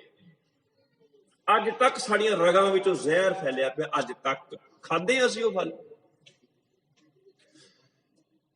ਥੋੜਾ ਝਲਕਾਰਾ ਲੈ ਲਈਏ। ਮਨੂ ਸਿਮਰਤੀ ਇੱਕ ਗ੍ਰੰਥ ਹੈ, ਉਹ ਕਿਸੇ ਰਿਸ਼ੀ ਮੁਨੀ ਦੇ ਮੂੰਹ ਤੋਂ ਨਿਕਲੇ ਫਲ ਹੀ ਹੈ, ਉਹਨਾਂ ਦੇ ਬਚਨ ਹੀ ਹੈ। ਆ ਜਿੰਨਾ ਵੀ ਜਾਤ ਪਾਤ ਦਾ ਪੁਆੜਾ ਪਿਆ ਹੋਇਆ ਨਾ, ਇਹ ਉਹਨੇ ਪਾਇਆ। ਜਿਹੜੀ ਵੰਡ ਕੀਤੀ ਨਾ ਮਨੁੱਖਤਾ ਵਿੱਚ, ਜਿਹਦੇ ਕਰਕੇ ਅੱਜ ਅਸੀਂ ਲੜ ਰਹੇ ਹਾਂ। ਧਾਰਮਿਕ ਸਥਾਨ ਵੀ ਨਹੀਂ ਛੱਡੇ ਅਸੀਂ ਲੋਕਾਂ ਨੇ। ਇੱਕ ਇੱਕ ਪਿੰਡ ਵਿੱਚ 10-10 ਗੁਰਦੁਆਰੇ ਬਣਾ ਕੇ ਬਹਿ ਗਏ ਜਾਤਾਂ ਦੇ ਨਾਂ ਉੱਤੇ। ਇਹ ਪੁਆੜੇ ਦੀ ਜੜ ਉਹ ਹੈ। ਕਿੰਨੇ ਜ਼ਹਿਰੀਲੇ ਫਲ ਸੀ, ਅੱਜ ਤੱਕ ਉਹਦਾ ਅਸਰ ਸਾਡੇ ਵਿੱਚ ਚੱਲਿਆ ਜਾ ਰਿਹਾ ਹੈ। ਉਹਦੇ ਕਰਕੇ ਹੀ ਕਈਆਂ ਦੀਆਂ ਜ਼ੁਬਾਨਾਂ ਕੱਟੀਆਂ, ਉਹਦੇ ਕਰਕੇ ਹੀ ਕਈਆਂ ਦੇ ਕੰਨਾਂ ਵਿੱਚ ਸਿੱਕੇ ਢਾਲ ਕੇ ਪਾਏ ਗਏ, ਉਹਦੇ ਕਰਕੇ ਹੀ ਕਈਆਂ ਦੀ ਲੱਤਾਂ ਤੋੜੀਆਂ ਗਈਆਂ। ਸਾਨੂੰ ਨਹੀਂ ਚਾਹੀਦਾ ਇਹੋ ਜਿਹਾ ਪੇੜ, ਇਹੋ ਜਿਹੇ ਦਰਖਤ ਦੀ ਗੱਲ ਨਹੀਂ ਕੀਤੀ। ਦਰਵੇਸ਼ਾਂ ਨੂੰ ਲੋੜੀ ਹੈ ਰੁੱਖਾਂ ਦੀ ਜੀਰਾਂ, ਇਹੋ ਜਿਹੀ ਦੀ ਗੱਲ ਨਹੀਂ ਕੀਤੀ ਉੱਥੇ। ਹੋਰ ਕਈ ਧਰਮਾਂ ਦੀ ਗੱਲ ਕਰਾਂ, ਉੱਥੇ ਇਹ ਗੱਲ ਲਿਖੀ ਮਿਲਦੀ ਹੈ, ਇੱਕ ਬੰਦਾ ਗਵਾਹੀ ਦੇ ਤੇ 2 ਇਸਤਰੀਆਂ ਗਵਾਹੀਆਂ ਦੇਣ ਤਾਂ ਬਰਾਬਰ ਹੈ। ਹੱਦ ਹੋ ਗਈ। ਇਸਤਰੀ ਨੂੰ ਇੰਨਾ ਨੀਵਾਂ, ਇੰਨਾ ਨੀਵਾਂ। ਇਹ ਵੀ ਤੇ ਫਲ ਹੀ ਹੈ ਨਾ ਕਿਸੇ ਦੇ, ਜਿਹਨੂੰ ਅਸੀਂ ਬਹੁਤ ਮਹਾਂਪੁਰਖ ਕਹਿੰਦੇ ਆ, ਜਿਹਨੇ ਇਹ ਗੱਲ ਲਿਖ ਦਿੱਤੀ। ਢੋਰ ਗਵਾਰ ਸ਼ੂਦਰ ਪਸ਼ ਨਾਰੀ, ਢੋਰ ਦੇ ਨਾਲ ਨਾਰੀ ਜੋੜ ਦਿੱਤੀ, ਗਵਾਰ ਦੇ ਨਾਲ ਨਾਰੀ ਜੋੜ ਦਿੱਤੀ, ਪਸ਼ੂ ਦੇ ਨਾਲ ਨਾਰੀ ਜੋੜ ਦਿੱਤੀ। ਅਸੀਂ ਨੂੰ ਬੜਾ ਮਹਾਂਪੁਰਸ਼ ਕਹਿੰਦੇ ਆ, ਰਾਮਾਇਣ ਲਿਖਣ ਵਾਲਾ ਕਹਿੰਦੇ ਆ। ਇਹ ਤੁਲਸੀਦਾਸ ਜੀ ਦੇ ਬਚਨ ਨੇ। ਢੋਰ ਗਵਾਰ ਸ਼ੂਦਰ ਪਸ਼ੂ ਨਾਰੀ, ਇਹ ਸਭ ਤਾੜਨ ਕੇ ਅਧਿਕਾਰੀ। ਇਸੇ ਕਰਕੇ ਇਸਤਰੀ ਜਾਤੀ ਦੇ ਉੱਤੇ ਇਹੋ ਜਿਹੇ ਚੁਟਕਲੇ ਬਣਦੇ ਰਹੇ ਹੈ, ਜ਼ਹਿਰ। ਪਰ ਹੁਣ ਵੇਖੋ ਆਪਣੇ ਬਾਬੇ ਨਾਨਕ ਦੇ ਫਲ। ਇਹ ਤੇ ਬਾਬੇ ਨਾਨਕ ਦੇ ਫਲ ਹੈ। ਸੋ ਕਿਉ ਮੰਦਾ ਆਖੀਐ, ਜਿਤ ਜੰਮੈ ਰਾਜਾਨ। ਇਹ ਜ਼ਹਿਰਮਈ ਫਲ ਨਹੀਂ ਹੈਗੇ, ਇਹ ਅੰਮ੍ਰਿਤਮਈ ਫਲ ਨੇ। ਇਸੇ ਕਰਕੇ ਹਜ਼ੂਰ ਕਹਿੰਦੇ ਨੇ, ਬਾਣੀ ਗੁਰੂ, ਗੁਰੂ ਹੈ ਬਾਣੀ, ਵਿੱਚ ਬਾਣੀ ਅੰਮ੍ਰਿਤ। ਸਾਰੇ ਇਸ ਬਾਣੀ ਵਿੱਚ ਅੰਮ੍ਰਿਤ, ਇਹ ਚ ਜ਼ਹਿਰ ਨਹੀਂ ਹੈ। ਇਹਨੇ ਵੰਡੀਆਂ ਨਹੀਂ ਪਾਣੀਆਂ, ਇਹਨੇ ਆਪਸ ਚ ਲੜਾਉਣਾ ਨਹੀਂ, ਇਹਨੇ ਤੇਰ ਮੇਰ ਨਹੀਂ ਪੈਦਾ ਕਰਨੀ, ਇਹਨੇ ਊਚ ਨੀਚ ਨਹੀਂ ਪੈਦਾ ਕਰਨੀ। ਇਹਨੇ ਤੇ ਸਭ ਨੂੰ ਬਰਾਬਰ ਕਹਿ ਦੇਣਾ, ਸਭ ਨੂੰ ਬਰਾਬਰ ਕਰ ਦੇਣਾ। ਖੱਤਰੀ, ਬ੍ਰਾਹਮਣ, ਸ਼ੂਦ, ਵੈਸ਼, ਉਪਦੇਸ਼ ਚੋਂ ਵਰਨਾ ਕੋ ਸਾਂਝਾ। ਜਿਹੜਾ ਸਾਂਝਾ ਸਮਝੇਗਾ ਨਾ, ਉਹੀ ਦੂਜਿਆਂ ਵਾਸਤੇ ਕੁਰਬਾਨੀ ਦੇ ਸਕਦਾ। ਜਿਹੜਾ ਸਾਂਝਾ ਸਮਝਦਾ ਹੀ ਨਹੀਂ, ਉਹ ਕਾਹਨੂੰ ਦੂਜੇ ਵਾਸਤੇ ਕੁਰਬਾਨੀ ਦੇਗਾ। ਇਹ ਸਿੱਖਿਆ ਧੰਨ ਗੁਰੂ ਰਾਮਦਾਸ ਸਾਹਿਬ ਜੀਓ। ਤੁਸੀਂ ਐਸੇ ਪੇੜ, ਮੈਂ ਕਹਿੰਦਾ ਦਿਨੇ ਜਾਓ, ਰਾਤੀ ਜਾਓ, ਦੁਪਹਿਰੇ ਜਾਓ, ਜਿਹਨੂੰ ਭੁੱਖ ਲੱਗੀ ਹੈ ਧੰਨ ਗੁਰੂ ਰਾਮਦਾਸ ਸਾਹਿਬ ਦੇ ਲੰਗਰਾਂ ਵਿੱਚ ਜਾ ਕੇ ਛਕ ਲੋ, ਕੋਈ ਰੋਕਦਾ? 12 ਮਾਸੀ ਫਲ ਦੇਣ ਵਾਲਾ, ਹਰ ਦਮ ਫਲ ਦੇਣ ਵਾਲਾ, ਹਰ ਪਲ ਫਲ ਦੇਣ ਵਾਲਾ। ਅਸੀਂ ਉਸ ਘਰ ਦੇ ਵਾਰਸ ਹਾਂ, ਜਿਸ ਘਰ ਦੇ ਨੇੜੇ ਤੇੜੇ ਵੀ ਨਹੀਂ ਕੋਈ ਲੱਗਦਾ, ਨੇੜੇ ਤੇੜੇ ਵੀ ਨਹੀਂ ਕੋਈ ਲੱਗਦਾ। ਧੰਨ ਗੁਰੂ ਅਰਜਨ ਸਾਹਿਬ ਜੀ ਦਾ ਜੀਵਨ ਸਾਡੇ ਸਾਹਮਣੇ ਹੈ। ਤੁਹਾਨੂੰ ਪਤਾ ਹੋਏਗਾ ਵੀ ਜਿੰਨਾ ਵੀ ਕਾਗਜ਼ ਬਣਦਾ ਹੈ ਨਾ, ਆਮ ਤੌਰ ਤੇ ਇਹ ਦਰਖਤਾਂ ਤੋਂ ਬਣਾਇਆ ਜਾਂਦਾ। ਜਿੰਨਾ ਵੀ ਕਾਗਜ਼ ਬਣਦਾ, ਸਾਡੇ ਬੱਚੇ ਪੜ੍ਹਦੇ, ਕਲਮਾਂ ਦੀਆਂ ਘੜੀਆਂ ਜਾਂਦੀਆਂ, ਉਹਦੇ ਵਿੱਚ ਬਨਸਪਤੀ ਹੈ। ਇੱਥੋਂ ਤੱਕ ਕਿ ਪਹਿਲਾਂ ਸ਼ਾਹੀ ਵੀ ਜਿਹੜੀ ਬਣਾਈ ਜਾਂਦੀ ਸੀ, ਉਹ 'ਚ ਬਨਸਪਤੀ ਦਾ ਯੋਗਦਾਨ ਸੀਗਾ। ਧੰਨ ਗੁਰੂ ਅਰਜਨ ਸਾਹਿਬ ਜੀਓ, ਤੁਸੀਂ ਤੇ ਉਹ ਕੁਛ ਸਾਨੂੰ ਦੇ ਗਏ, ਉਹ ਕਾਗਜ਼ ਸਾਨੂੰ ਦੇ ਗਏ, ਉਹ ਸਿਆਹੀ ਸਾਨੂੰ ਦੇ ਗਏ, ਉਹ ਅੱਖਰ ਸਾਨੂੰ ਦੇ ਗਏ, ਉਹ ਕਲਮਾਂ ਸਾਨੂੰ ਦੇ ਗਏ, ਉਹ ਬਾਣੀ ਸਾਨੂੰ ਦੇ ਗਏ, ਜਿਹਦੇ ਬਾਰੇ ਸੱਚ ਹੈ ਧੁਰ ਕੀ ਬਾਣੀ ਆਈ, ਤਿੰਨ ਸਗਲੀ ਚਿੰਤ ਮਿਟਾਈ। ਹੋਰ ਵੀ ਬੜੇ ਆਏ ਜਿਨ੍ਹਾਂ ਨੇ ਆਪਣੀਆਂ ਬਾਣੀਆਂ ਦਿੱਤੀਆਂ, ਪਰ ਚਿੰਤਾ ਲਾ ਕੇ ਚਲੇ ਗਏ, ਚਿੰਤਾ ਹੀ ਲਾ ਕੇ ਚਲੇ ਗਏ। ਪਰ ਆਹ ਧੁਰ ਕੀ ਬਾਣੀ ਨੇ ਚਿੰਤਾ ਉਤਾਰੀ ਹੈ, ਉਤਾਰੀ ਹੈ। ਇਸੇ ਕਰਕੇ ਵਾਹ ਵਾਹ ਬਾਣੀ ਨਿਰੰਕਾਰ ਹੈ। ਇਹ ਨਿਰੰਕਾਰ ਦੀ ਬਾਣੀ ਹੈ, ਇਹ ਖਸਮ ਕੀ ਬਾਣੀ ਹੈ। ਗੁਰੂ ਨੇ ਆਪਣੇ ਲਈ ਨਹੀਂ ਕੁਛ ਲਿਖਿਆ। ਕਈ ਆਏ ਲਿਖ ਕੇ ਚਲੇ ਗਏ। ਕੀ ਲਿਖ ਕੇ ਗਏ? ਆਪਣਾ ਜੀਵਨ ਲਿਖ ਕੇ ਚਲੇ ਗਏ। ਇੱਕ ਰਾਜਾ ਸੀ, 4 ਪੁੱਤ ਸੀ, ਇੰਨੀਆਂ ਰਾਣੀਆਂ ਸੀ, ਇੱਥੇ ਲੜਾਈ ਹੋਈ, ਇੰਨੇ ਮਾਰ ਦਿੱਤੇ, ਇੰਨੇ ਮਰ ਗਏ। ਆਹੀ ਕੁਛ ਹੈ, ਇਹੀ ਕੁਛ ਹੈ। ਕਿਸੇ ਦੇ 100 ਪੁੱਤ ਸੀ, ਕਿਸੇ ਦੇ 5 ਪੁੱਤ ਸੀ, ਆਪਸ ਚ ਲੜਾ ਦਿੱਤੇ, ਮਰ ਗਏ। ਆਹੀ ਕੁਛ ਹੈ। ਪਰ ਤੁਸੀਂ ਇਮਾਨਦਾਰ ਨਾਲ ਵੇਖੋ, ਧੰਨ ਗੁਰੂ ਗ੍ਰੰਥ ਸਾਹਿਬ ਜੀ ਵਿੱਚੋਂ ਕੋਈ ਕਵੇ ਕਿ ਮੈਨੂੰ ਧੰਨ ਗੁਰੂ ਨਾਨਕ ਸਾਹਿਬ ਦਾ ਪਿਤਾ ਦਾ ਨਾਂ ਚਾਹੀਦਾ, ਇਹਦੇ ਵਿੱਚੋਂ ਚਾਹੀਦਾ, ਨਹੀਂ ਮਿਲਣਾ। ਕੋਈ ਕਵੇ ਧੰਨ ਗੁਰੂ ਨਾਨਕ ਸਾਹਿਬ ਜੀ ਬਹੁਤ ਪਿਆਰ ਕਰਦੇ ਸਨ ਆਪਣੀ ਭੈਣ ਜੀ ਨਾਲ, ਮੈਨੂੰ ਉਹਨਾਂ ਦੀ ਭੈਣ ਜੀ ਦਾ ਨਾਮ ਇਹ ਚੋਂ ਕੱਢ ਕੇ ਦਿਖਾਓ, ਨਹੀਂ ਮਿਲਣਾ। ਕਿਉਂਕਿ ਬਾਬਾ ਆਪਣੀਆਂ ਕਹਾਣੀਆਂ ਪਾਉਣ ਆਇਆ ਹੀ ਨਹੀਂ, ਆਪਣੇ ਬਾਰੇ ਦੱਸਣ ਨਹੀਂ ਆਇਆ। ਕੋਈ ਕਹੇ ਕਿ ਧੰਨ ਗੁਰੂ ਨਾਨਕ ਸਾਹਿਬ ਦਾ ਜਨਮ ਸਥਾਨ ਚੋਂ ਕੱਢ ਕੇ ਦਿਖਾਓ, ਨਹੀਂ ਨਿਕਲਣਾ। ਆਪਣੇ ਬਾਰੇ ਤਾਂ ਦੱਸਣ ਆਇਆ ਹੀ ਨਹੀਂ। ਹਾਂ, ਕੋਈ ਪੁੱਛੇ ਵੀ ਰੱਬ ਦਾ ਘਰ ਕਿੱਥੇ ਹੈ,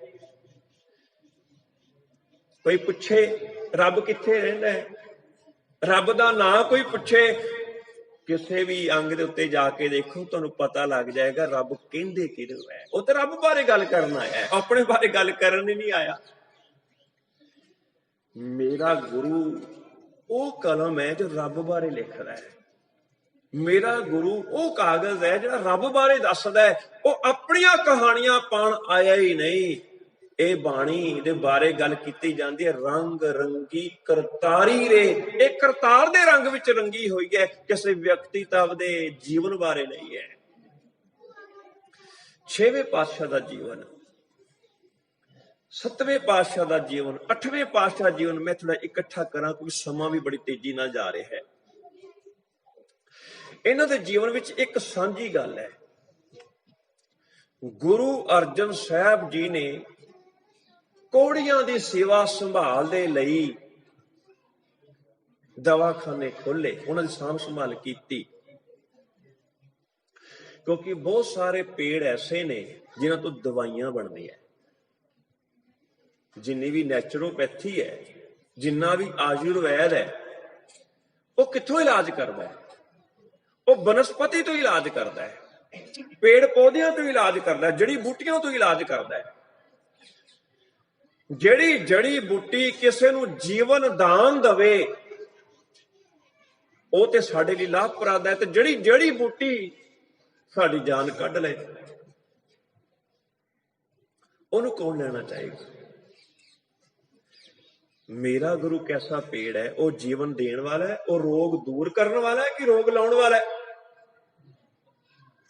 ਜਦੋਂ ਇਤਿਹਾਸ ਪੜ੍ਹਨਾ ਹੈ, ਧੰਨ ਗੁਰੂ ਅਰਜਨ ਸਾਹਿਬ ਜੀ ਕੋੜੀਆਂ ਦੀ ਸੇਵਾ ਸੰਭਾਲ ਕਰਦੇ ਆਪ। ਉਹ ਸਮਾਂ ਵੇਖੋ, ਕਦੇ ਇਤਿਹਾਸ ਪੜ੍ਹ ਕੇ ਵੇਖੋ, ਉਹਦੇ ਆਪਣੇ ਰਿਸ਼ਤੇਦਾਰ, ਆਪਣੇ ਨਜ਼ਦੀਕੀ ਰਿਸ਼ਤੇਦਾਰ ਉਹਨੂੰ ਪਾਲਕੀ ਵਿੱਚ ਬਿਠਾ ਕੇ ਰੋਂਦੇ ਕੁਰਲਾਉਂਦੇ ਹੋਏ ਲੈ ਕੇ ਜਾ ਰਹੇ ਨੇ, ਇਹਨੂੰ ਡੋਬ ਦੇਣਾ। ਉਹ ਵੀ ਕਹਿੰਦਾ ਹਾਂ ਹਾਂ ਮੈਨੂੰ ਡੋਬ ਦਿਓ, ਮੈਨੂੰ ਮਾਰ ਦਿਓ, ਮੈਨੂੰ ਕੋੜ ਪੈ ਗਿਆ। ਉਹ ਕਿਤੇ ਮੇਰੇ ਕਰਕੇ ਤੁਹਾਨੂੰ ਵੀ ਨਾ ਲੱਗ ਜਾਏ, ਕਿਤੇ ਮੇਰੇ ਕਰਕੇ ਮੇਰੇ ਦੋਹਤਿਆਂ ਪੋਤਿਆਂ ਨੂੰ ਨਾ ਲੱਗ ਜਾਏ, ਕਿਤੇ ਮੇਰੇ ਪੁੱਤਾਂ ਨੂੰ ਨਾ ਲੱਗ ਜਾਏ। ਮੈਂ ਵੀ ਤੁਹਾਡੇ ਨਾਲ ਸਹਿਮਤ ਹਾਂ, ਮੈਨੂੰ ਜਾ ਕੇ ਡੋਬ ਆਓ, ਮੈਂ ਮਰ ਜਾਵਾਂ। ਕਿੱਦਾਂ ਦੀ ਹਾਲਤ ਹੋਏਗੀ ਜਿਹਨੂੰ ਇਹ ਰੋਗ ਲੱਗ ਜਾਏ? ਉਹਦੀ ਤੇ ਉਹਦੇ ਘਰਦਿਆਂ ਦੀ ਰੋਣਾ ਤੇ ਆਉਂਦਾ ਹੈ। ਨਾਲੇ ਲੈ ਕੇ ਜਾ ਰਹੇ ਡੋਬਣ ਵਾਸਤੇ ਨਾ ਰੋਂਦੇ। ਤੇ ਇਤਿਹਾਸ ਕਹਿੰਦਾ ਧੰਨ ਗੁਰੂ ਅਰਜਨ ਸਾਹਿਬ ਜੀ ਉੱਥੇ ਤਰਨਤਾਰਨ ਸਾਹਿਬ ਦੇ ਇਲਾਕੇ ਦੇ ਵਿੱਚ ਥੋੜਾ ਘੁੰਮ ਰਹੇ, ਕੰਨਾਂ 'ਚ ਆਵਾਜ਼ ਪਈ ਰੋਣ ਦੀ ਕਿਸੇ ਦੀ।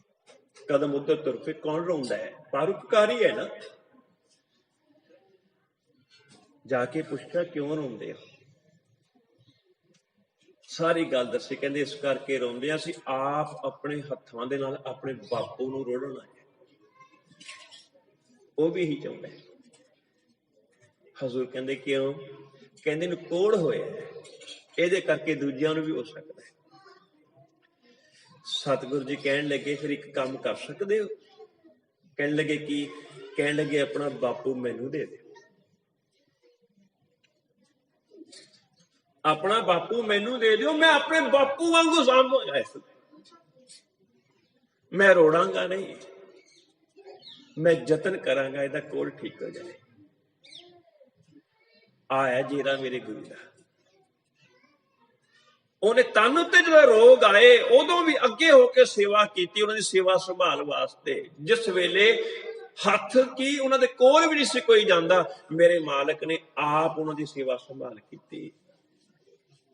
ਕਿਤੇ ਭੁੱਲਣੋ ਨਾ, ਦਿੱਲੀ ਦੇ ਵਿੱਚ ਉੱਥੋਂ ਦੇ ਰਹਿਣ ਵਾਲੇ ਹੁਕਮਰਾਨ ਦੌੜ ਗਏ ਸਨ। ਕਿਉਂ? ਤੇ ਮਹਾ ਬਿਮਾਰੀ ਫੈਲ ਗਈ, ਚੇਚਕ ਫੈਲ ਗਈ, ਉੱਥੇ ਸੀਤਲਾ ਫੈਲ ਗਈ। ਉੱਥੇ ਜਿਨ੍ਹਾਂ ਕੋਲ 4 ਪੈਸੇ ਸੁਣ ਦੌੜ ਗਏ। ਗਰੀਬ ਕਿੱਥੇ ਜਾਵੇ? ਉਹ ਤਾਂ ਉੱਥੇ ਹੀ ਹੈ ਨਾ।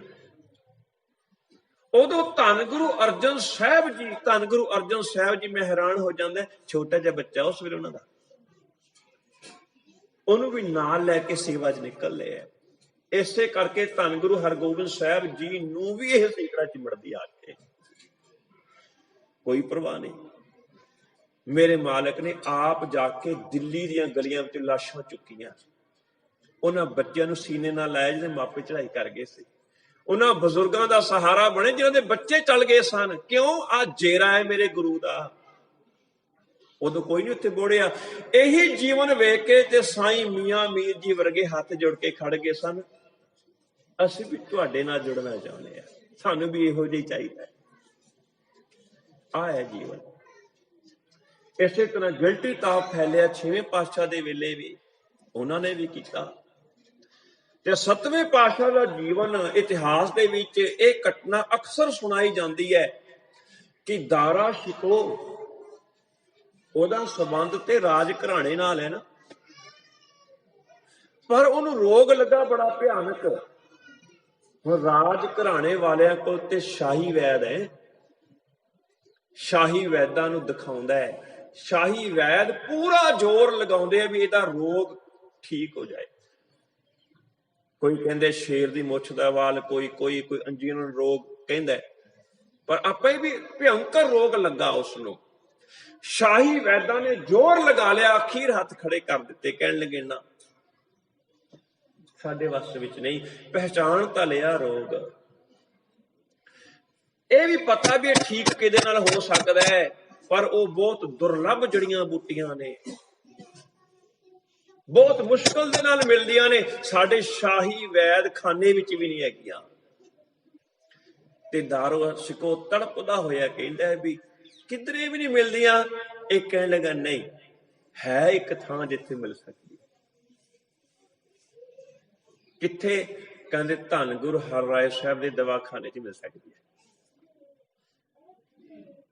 ਕਹਿੰਦੇ ਉਹ ਅਮੀਰਾਂ ਵਾਸਤੇ ਖੋਲਿਆ? ਕਹਿੰਦੇ ਨਹੀਂ, ਉਹ ਅਮੀਰਾਂ ਵਾਸਤੇ ਨਹੀਂ ਖੋਲਿਆ, ਉਹ ਤੇ ਗਰੀਬਾਂ, ਲੋੜਵੰਦਾਂ, ਆਮ ਲੁਕਾਈ ਵਾਸਤੇ ਖੋਲਿਆ ਉਸਨੇ ਦਵਾਖਾਨਾ। ਦਾਰਾ ਸ਼ਿਕੋ ਕਹਿੰਦਾ ਹੱਦ ਹੋ ਗਈ, ਸਾਡੇ ਸ਼ਾਹੀ ਖਾਨੇ ਵੀ ਜਿਹੜੀ ਚੀਜ਼ ਨਾ ਹੋਵੇ ਉਹਨਾਂ ਦੇ ਦਵਾਖਾਨੇ ਵਿੱਚ ਹੋਵੇ, ਜੋ ਆਮ ਲੁਕਾਈ ਵਾਸਤੇ ਖੋਲਿਆ, ਕਿੱਡਾ ਪਰਉਪਕਾਰੀ ਹੋਵੇਗਾ। ਕਹਿਣ ਲੱਗੇ ਹਾਂ ਪਰਉਪਕਾਰੀ ਹੈ, ਜੇ ਤੂੰ ਵੀ ਉਹਦੇ ਅੱਗੇ ਜੋਦੜੀ ਕਰੇਗਾ ਨਾ, ਉਹਨੇ ਤੇਰੇ ਵਾਸਤੇ ਵੀ ਉਹ ਚੀਜ਼ਾਂ ਭੇਜ ਦੇਣੀ ਹੈ। ਔਰ ਇਤਿਹਾਸ ਕਹਿੰਦਾ ਧੰਨ ਗੁਰੂ ਹਰਿਰਾਏ ਸਾਹਿਬ ਦੇ ਦਵਾਖਾਨੇ ਵਿੱਚ ਦਾਰਾ ਸ਼ਿਕੋ ਦਾ ਇਲਾਜ ਹੋਇਆ। ਐਡਾ ਪਰਉਪਕਾਰੀ ਹੈ, ਉਹ ਤਾਂ ਕਿਸੇ ਦਾ ਦੁੱਖ ਦੇਖ ਹੀ ਨਹੀਂ ਸਕਦਾ। 8ਵੇਂ ਪਾਤਸ਼ਾਹ ਦਾ ਜੀਵਨ, ਕਿੰਨੀ ਕੁ ਉਮਰ ਹੈ ਉਹਨਾਂ ਦੀ? ਲਗਭਗ 6 ਸਾਲ ਦੀ ਤਾਂ ਉਮਰ ਹੈ। 6 ਸਾਲ ਦਾ ਬੱਚਾ ਭਲਾ ਕੀ ਕਰ ਸਕਦਾ ਹੈ? ਸੋਚੀ ਸਾਡੇ ਘਰ 6 ਸਾਲ ਦੇ ਬੱਚੇ ਹੁੰਦੇ, ਕੀ ਕਰ ਸਕਦਾ? ਧੰਨ ਗੁਰੂ ਹਰਕ੍ਰਿਸ਼ਨ ਸਾਹਿਬ ਜੀਓ, ਜਦੋਂ ਤੁਹਾਨੂੰ ਦੇਖਦੇ ਆ ਤੇ ਹੱਥ ਜੁੜਦੇ ਵੱਡੇ ਵੱਡੇ ਬਜ਼ੁਰਗਾਂ ਦੇ, ਜੋ ਤੁਸੀਂ ਕਰ ਗਏ। ਛੋਟੇ ਛੋਟੇ ਹੱਥਾਂ ਦੇ ਨਾਲ ਜਾ ਕੇ ਮੇਰੇ ਮਾਲਕ ਨੇ ਦਿੱਲੀ ਦੇ ਵਿੱਚ ਸੇਵਾ ਕੀਤੀ। ਉੱਥੇ ਵੀ ਸ਼ੀਤਲਾ ਆਪ ਜਾ ਕੇ ਸੇਵਾ ਕੀਤੀ। ਅਕਸਰ ਜਦੋਂ ਇਹ ਜੀ ਬਿਮਾਰੀ ਹੋਵੇ ਨਾ, ਸਿਆਣੇ ਕਹਿੰਦੇ ਬੱਚਿਆਂ ਨੂੰ ਪਿੱਛੇ ਰੱਖੋ, ਛੇਤੀ ਪਏਗੀ। ਜੋ ਆਪਾਂ ਚਿਕਨ ਪੌਕਸ ਕਹਿੰਦੇ ਆ, ਵੀ ਬੱਚਿਆਂ ਨੂੰ ਪਿੱਛੇ ਰੱਖੋ, ਛੇਤੀ ਪਏਗੀ। ਪਰ 6 ਸਾਲ ਦੀ ਉਮਰ ਤੇ ਬਚਪਨ ਹੀ ਹੈ ਨਾ। ਪਰ ਪਰਉਪਕਾਰ ਦਾ ਜਜ਼ਬਾ ਉਹੀ ਹੈ, ਕਿਉਂਕਿ ਜੋਤ ਨਾਨਕ ਦੀ ਹੈ। ਉਸੇ ਵੇਲੇ ਗਏ, ਆਪ ਜਾ ਕੇ ਛੋਟੇ ਛੋਟੇ ਹੱਥਾਂ ਦੇ ਨਾਲ ਸੇਵਾ ਸੰਭਾਲ ਕੀਤੀ, ਔਰ ਇੰਨੇ ਤਨਦੇਹੀ ਦੇ ਨਾਲ ਸੇਵਾ ਕੀਤੀ ਕਿ ਉਹਨਾਂ ਦੇ ਤਨ ਦੇ ਉੱਤੇ ਵੀ ਰੋਗ ਹੋ ਗਿਆ। ਇਹੀ ਰੋਗ ਉਹਨਾਂ ਦੀ ਜੋਤੀ ਜੋਤ ਸਮਾਨ ਦਾ ਕਾਰਨ ਬਣਦਾ ਹੈ। ਕਿ ਆਪਣੀ ਬਿਮਾਰੀ ਵੇਖ ਕੇ ਉਹ ਸੇਵਾ ਕਰਨਾ ਛੱਡ ਦਿੰਦੇ ਨਾ, ਉਹਨਾਂ ਨੂੰ ਆਪਣੀ ਬਿਮਾਰੀ ਦਾ ਨਹੀਂ ਹੈ, ਉਹਨਾਂ ਨੂੰ ਸੰਸਾਰ ਦੀ ਭਲਾਈ ਦਾ ਹੈ। ਐਡਾ ਪਰਉਪਕਾਰੀ ਹੈ। एडा परोपकारी है। मेरे गुरु वर्गा, मेरे दरवेश वर्गा कोई दरवेश दींदा ही कोई नहीं, कोई दींदा नहीं। उन्होंने अपनी धार्मिक पुस्तक कहनी है। इसे करके सिद्धा ने फिर गल कह दी सी ना, धन नानक तेरी वड्डी कमाई। एवं नहीं कही गल, कोई गल सी उहदे विच। एक गल होर कहां, जिस संबंध विच असीं बैठे आ, जे किसी दे पिछे कोई जानवर पै जाए ते जानवर भी होवे हाथी वर्गा, ते मनुख बचण वास्ते दौड़दा है, जान बचाउणी है उसने, पर वो लभदा है भी कोई सहारा मिल जाए, कोई पेड़ मिल जाए, कोई दरख्त मिल जाए, मैं उहदे ते चढ़ जावां। पर चेते रखना, पिछे कोई खूंखार जानवर पिया होवे हाथी वर्गा, ते कोई तुलसी दे बूटे उत्ते तां नहीं चढ़दा कि मैनू बचा लै। वो तो आप निक्का जिहा, ना वो बचा सकदा, उहदे हत्थ च नहीं है। कोई अमरूद दे पेड़ उत्ते भी नहीं चढ़ेगा, क्योंकि हाथी ने वो भी पुट है। उत्थे ते दरख्त चाहिदा है जिहदियां जड़ां पताल तक होण, जड़ा अडिग अडोल होवे, हाथी टक्करा मार के चले जाए, हाथी हलूणा मार के चले जाए, पर जेड़ा ओदी शरण लई बैठा है उहनूं डिगण ना दवे। बस इहो जी हालात सन। औरंगजेब एक ऐसा भयानक जानवर है। ये मैं क्यों गल कही है, कोई काम उहदे जानवरां वाला ही। अपने प्यो नूं भला कोई कतल करदा, औरंगजेब ने किया। अपने भरावां नूं भला कोई मारदा है, औरंगजेब ने मारे। अपनी धी नूं कोई मारदा है, औरंगजेब ने मारी। कदे पढ़ के ते वेखिए इहदा इतिहास। इहने अपने कितने रिश्तेदारां दे, अपने पुत्त दे पुत्त नूं भी मारिया इहने। इतिहास पढ़ के ते वेखिए असीं। ਇਹ जानवर है। सोच के वेखो, जिन्हें अपना प्यो ना बख्शिया, जिन्हें अपने भरा ना बख्शे, जिन्हें अपनी औलाद ना बख्शी, वो बख्शेगा जिहदा विरोधी होया होवे। इस करके वो उस वेले दे हिंदू वीरां उत्ते कहर बन के टुटिया होया। उन्हें कह दिता अपने अहलकारां नूं भी कश्मीर है इन्हां दा अड्डा, इत्थे पहला करो। इन्हां दा दिमाग उत्थे है। कश्मीरी पंडित तां ही कहने, पढ़े लिखे ने, ये अपने कौम वास्ते सब कुछ निर्धारित करते हैं। इन्हां नूं दबो पहला आके।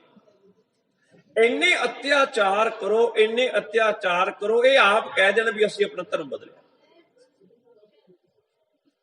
और एक कहण सुनने वाली गल नहीं है। इन्नी मार कट उत्थे होई ना कश्मीर दे विच, बुढ़ियां नूं कुछ नहीं कीता, उन्हां सामने उन्हां दे बच्चियां नूं पकड़ पकड़ के मारिया। हुण देखो, अपने बच्चियां दी लाशां देख रहे हैं। उन्हां दियां धीआं भैणां दी बेपती कीती गई। ਉਹ ਰੋਣ ਹਾਕੇ ਹੋਏ, ਆਪਣੀਆਂ ਝੋਲੀਆਂ ਅੱਡ ਅੱਡ ਕੇ ਕਹਿੰਦੇ ਸਾਨੂੰ ਬਖਸ਼ ਦੇ, ਸਾਨੂੰ ਕੋਈ ਸਮਾਂ ਦੇ, ਆਪਾਂ ਸੋਚਦੇ ਆਂ, ਆਪਾਂ ਤੇਰੀ ਗੱਲ ਤੇ ਵਿਚਾਰ ਕਰਦੇ ਆਂ, ਆਪਾਂ ਤੇਰੀ ਗੱਲ ਮੰਨ ਲਵਾਂਗੇ, ਸਾਨੂੰ ਕੋਈ ਸਮਾਂ ਤੇ ਦੇ, ਰੋਕ ਤੇ ਸਹੀ, ਸਾਡੇ ਪੁੱਤਾਂ ਨੂੰ ਨਾ ਮਾਰ, ਸਾਡੀਆਂ ਧੀਆਂ ਭੈਣਾਂ ਦੀ ਇੱਜ਼ਤਾਂ ਨਾ ਰੋਲ। ਉਹ ਤਾਂ ਚਾਹੁੰਦਾ ਹੀ ਇਹ ਸੀ। ਉਹਨੇ ਕਿਹਾ ਠੀਕ ਹੈ, ਤੁਹਾਨੂੰ ਕੁਝ ਸਮਾਂ ਦਿੱਤਾ, ਕਰ ਲਓ ਫੈਸਲਾ। उदों उन्होंने भी बड़े टिकाने देखे हैं भी सानू कोई बचा लवे, गए हो सज्जे खब्बे। पर उही गल, जदों हाथी वर्गा भयंकर जानवर कोई मगर पिया होवे, उहदे छोटे मोटे बूटे काम नहीं करिया करदे, हुण तां अपनी जान दी पै जांदी है। उदों इक्को पेड़ नजर आया जो सानू अपनियां टहनियां ते बिठा के अपने पिंडे उत्ते सारियां नौंदरा खा लेगा। इस भयंकर जानवर दियां सारियां टक्करां अपने पिंडे उत्ते सहार लेगा, सारे हलूणे अपने उत्ते ये सहार लेगा, पर सानू नहीं डिगण देण लगा, साडे बाल बच्चे बच जाणगे। उदों फिर किरपा राम दी ਅਗਵਾਈ ਦੇ ਵਿੱਚ ਇਹ ਸਾਰਾ ਵਫਦ ਆਨੰਦਪੁਰ ਸਾਹਿਬ ਪਹੁੰਚਿਆ ਸੀ ਧੰਨ ਗੁਰੂ ਤੇਗ ਬਹਾਦਰ ਸਾਹਿਬ ਕੋਲ। ਤੇ ਧੰਨ ਗੁਰੂ ਤੇਗ ਬਹਾਦਰ ਸਾਹਿਬ ਨੇ ਭਜਾ ਨਹੀਂ ਦਿੱਤਾ ਉਹਨਾਂ ਨੂੰ। ਜਿਹੜੀ ਪਹਿਲੀ ਭੂਮਿਕਾ ਜਿਹੜੀ ਅਸੀਂ ਬੰਨੀ ਹੈ ਨਾ ਵੀ ਗੁਰੂ ਕਿੱਡਾ ਪਰਉਪਕਾਰੀ ਹੈ, ਉਹਦੇ ਤੇ ਸਾਰੇ ਆਪਣੇ ਹੈ, ਉਹ ਤੇ ਸਾਰਿਆਂ ਦਾ ਭਲਾ ਮਨਾਉਂਦਾ। ਸਤਿਗੁਰ ਸਭਨਾਂ ਦਾ ਭਲਾ ਮਨਾਏਦਾ। ਕਿਉਂ? ਕਿਉਂਕਿ ਸਤਿਗੁਰ ਅੰਦਰੋਂ ਨਿਰਵੈਰ ਹੈ, ਉਹ ਤੇ ਅੰਦਰੋਂ ਨਿਰਵੈਰ ਹੈ। ਸਭ ਦੇਖੇ ਬ੍ਰਹਮ ਇੱਕ ਸੋਏ, ਉਹਨੂੰ ਤਾਂ ਸਾਰਿਆਂ ਵਿੱਚ ਰੱਬ ਦੀ ਜੋਤ ਨਜ਼ਰ ਆਉਂਦੀ ਹੈ, ਉਹਦੇ ਲਈ ਤੇ ਕੋਈ ਮੇਰ ਤੇਰ ਨਹੀਂ ਹੈ।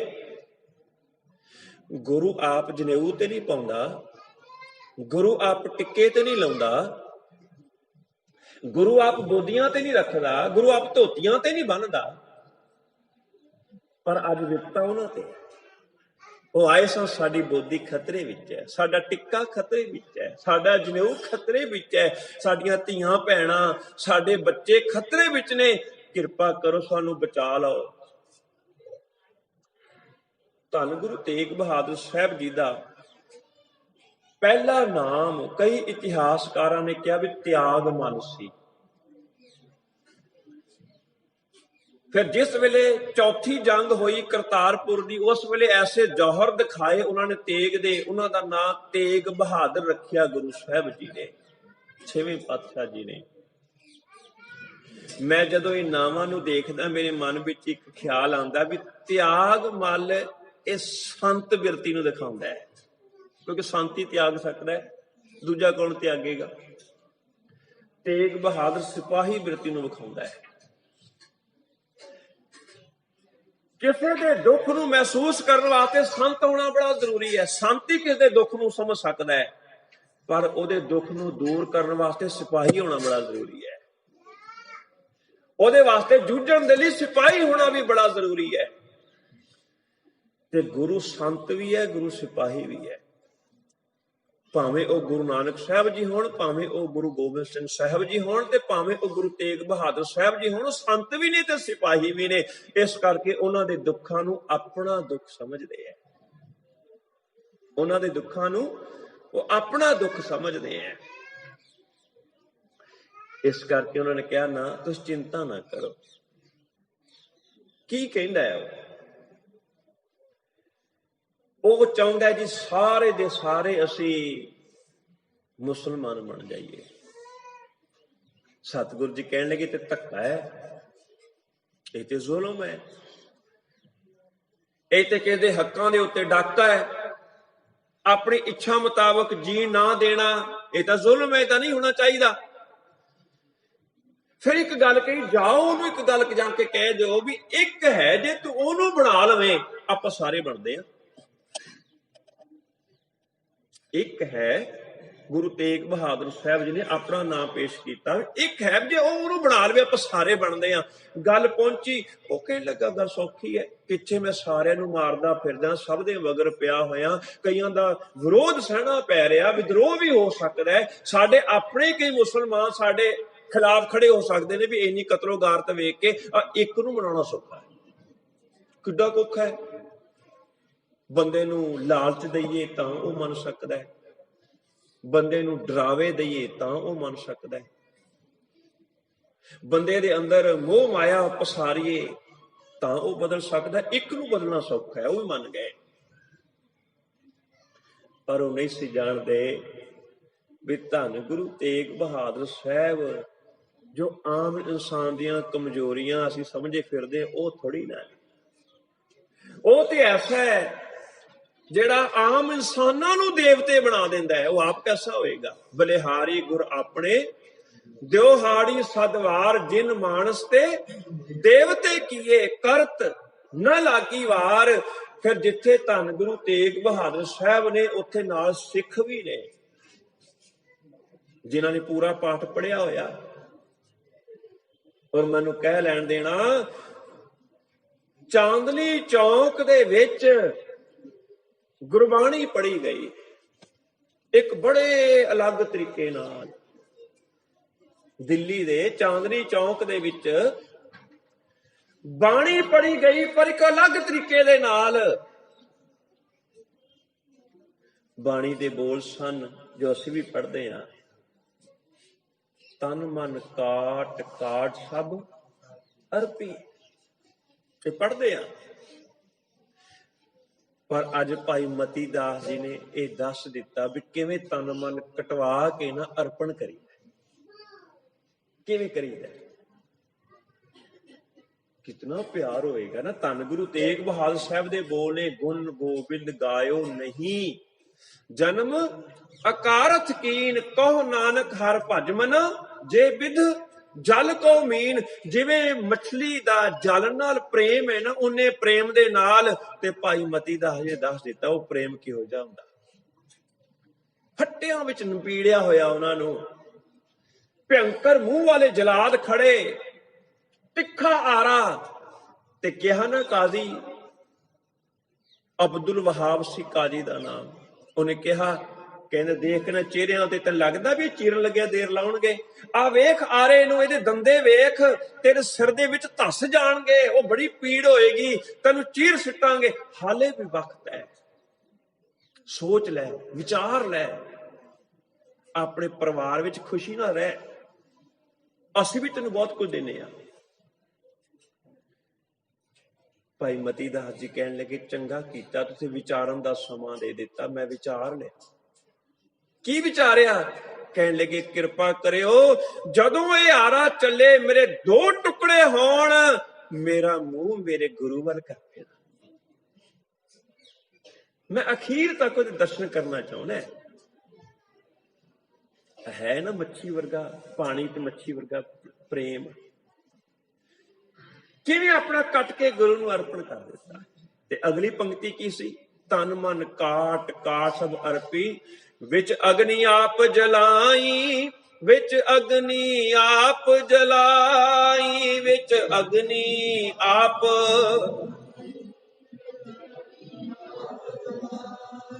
ਇਸ ਪੰਕਤੀ ਨੂੰ ਪੂਰਾ ਕੀਤਾ ਭਾਈ ਸਤੀ ਦਾਸ ਜੀ ਨੇ। ਕਿਵੇਂ ਰੂਹ ਵਿੱਚ ਲਪੇਟ ਕੇ ਸਾੜ ਦਿੱਤਾ ਗਿਆ ਤੇ ਗੁਰੂ ਗੁਰੂ ਕਰਦਾ ਰਿਹਾ। ਭਾਈ ਦਿਆਲਾ ਜੀ ਨੇ ਰਾਮ ਜਪਤ ਤਨ ਜਰ ਕੀ ਨਾ ਜਾਏ, ਰਾਮ ਜਪਦਿਆਂ ਤਨ ਸੜਦਾ ਤੇ ਸੜ ਜਾਏ, ਕੋਈ ਗੱਲ ਨਹੀਂ।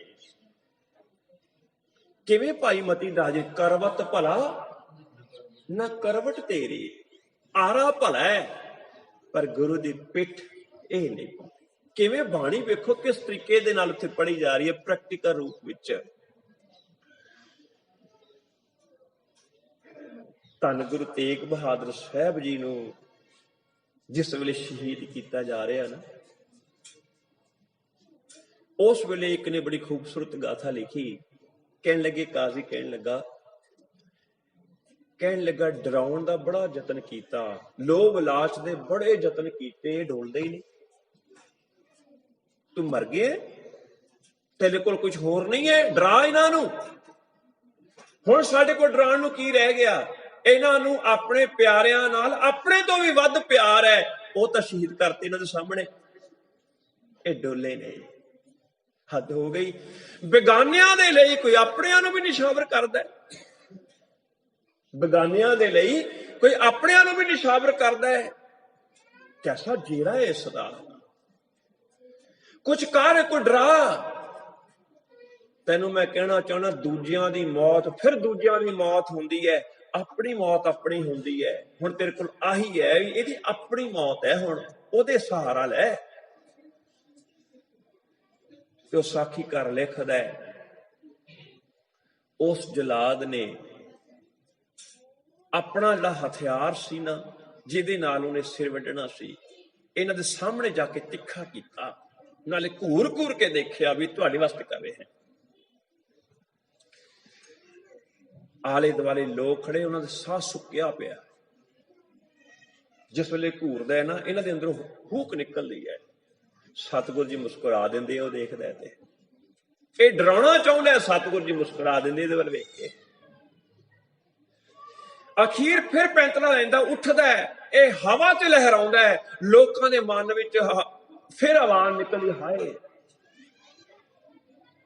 ਸਤਿਗੁਰੂ ਜੀ ਵੱਲ ਘੂਰਦਾ, ਸਤਿਗੁਰੂ ਜੀ ਫਿਰ ਮੁਸਕਰਾ ਦਿੰਦੇ।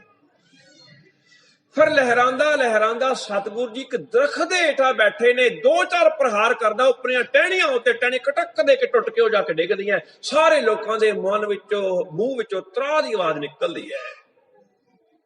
ਉਹ ਸਤਿਗੁਰੂ ਜੀ ਨੂੰ ਵੇਖਦਾ, ਸਤਿਗੁਰੂ ਜੀ ਫੇਰ ਮੁਸਕਰਾਉਂਦੇ ਹੁੰਦੇ ਆ। ਹੁਣ ਇਹ ਆਪ ਡਰ ਜਾਂਦਾ, ਹੁਣ ਜਲਾਦ ਆਪ ਡਰ ਜਾਂਦਾ ਹੈ। ਉਹ ਫਿਰ ਇੱਕ ਗੱਲ ਕਹਿੰਦਾ, ਕਹਿੰਦਾ ਸਾਡੇ ਵੱਡੇ ਵਡੇਰੇ ਤੁਹਾਡੇ ਵੱਡੇ ਵਡੇਰਿਆਂ ਨੂੰ ਡਰਾਉਂਦੇ ਰਹਿ ਗਏ, ਗੁਰੂ ਅਰਜਨ ਸਾਹਿਬ ਨਹੀਂ ਡਰੇ।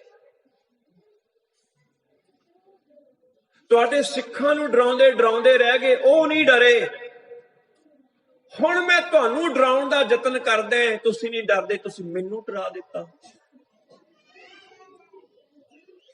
ਉਦੋਂ ਧੰਨ ਗੁਰੂ ਤੇਗ ਬਹਾਦਰ ਸਾਹਿਬ ਜੀ ਕਹਿਣ ਲੱਗੇ ਜਿਸ ਵੇਲੇ ਸਿੱਖੀ ਦੇ ਸਕੂਲ ਵਿੱਚ, ਅੱਜ ਦੀ ਭਾਸ਼ਾ ਵਿੱਚ ਕਹਿ ਦਈਏ ਸਿੱਖੀ ਦੀ ਪਾਠਸ਼ਾਲਾ ਵਿੱਚ ਪ੍ਰਵੇਸ਼ ਕਰੀਦਾ ਹੈ ਨਾ, ਉਹਦੇ ਬਾਹਰ ਇੱਕ ਪੰਕਤੀਆਂ ਲਿਖੀਆਂ ਨੇ, ਜੋ ਤੋ ਪ੍ਰੇਮ ਖੇਲਨ ਕਾ ਚਾਓ, ਸਿਰ ਤਰ ਤਲੀ ਗਲੀ ਮੇਰੀ ਆਓ।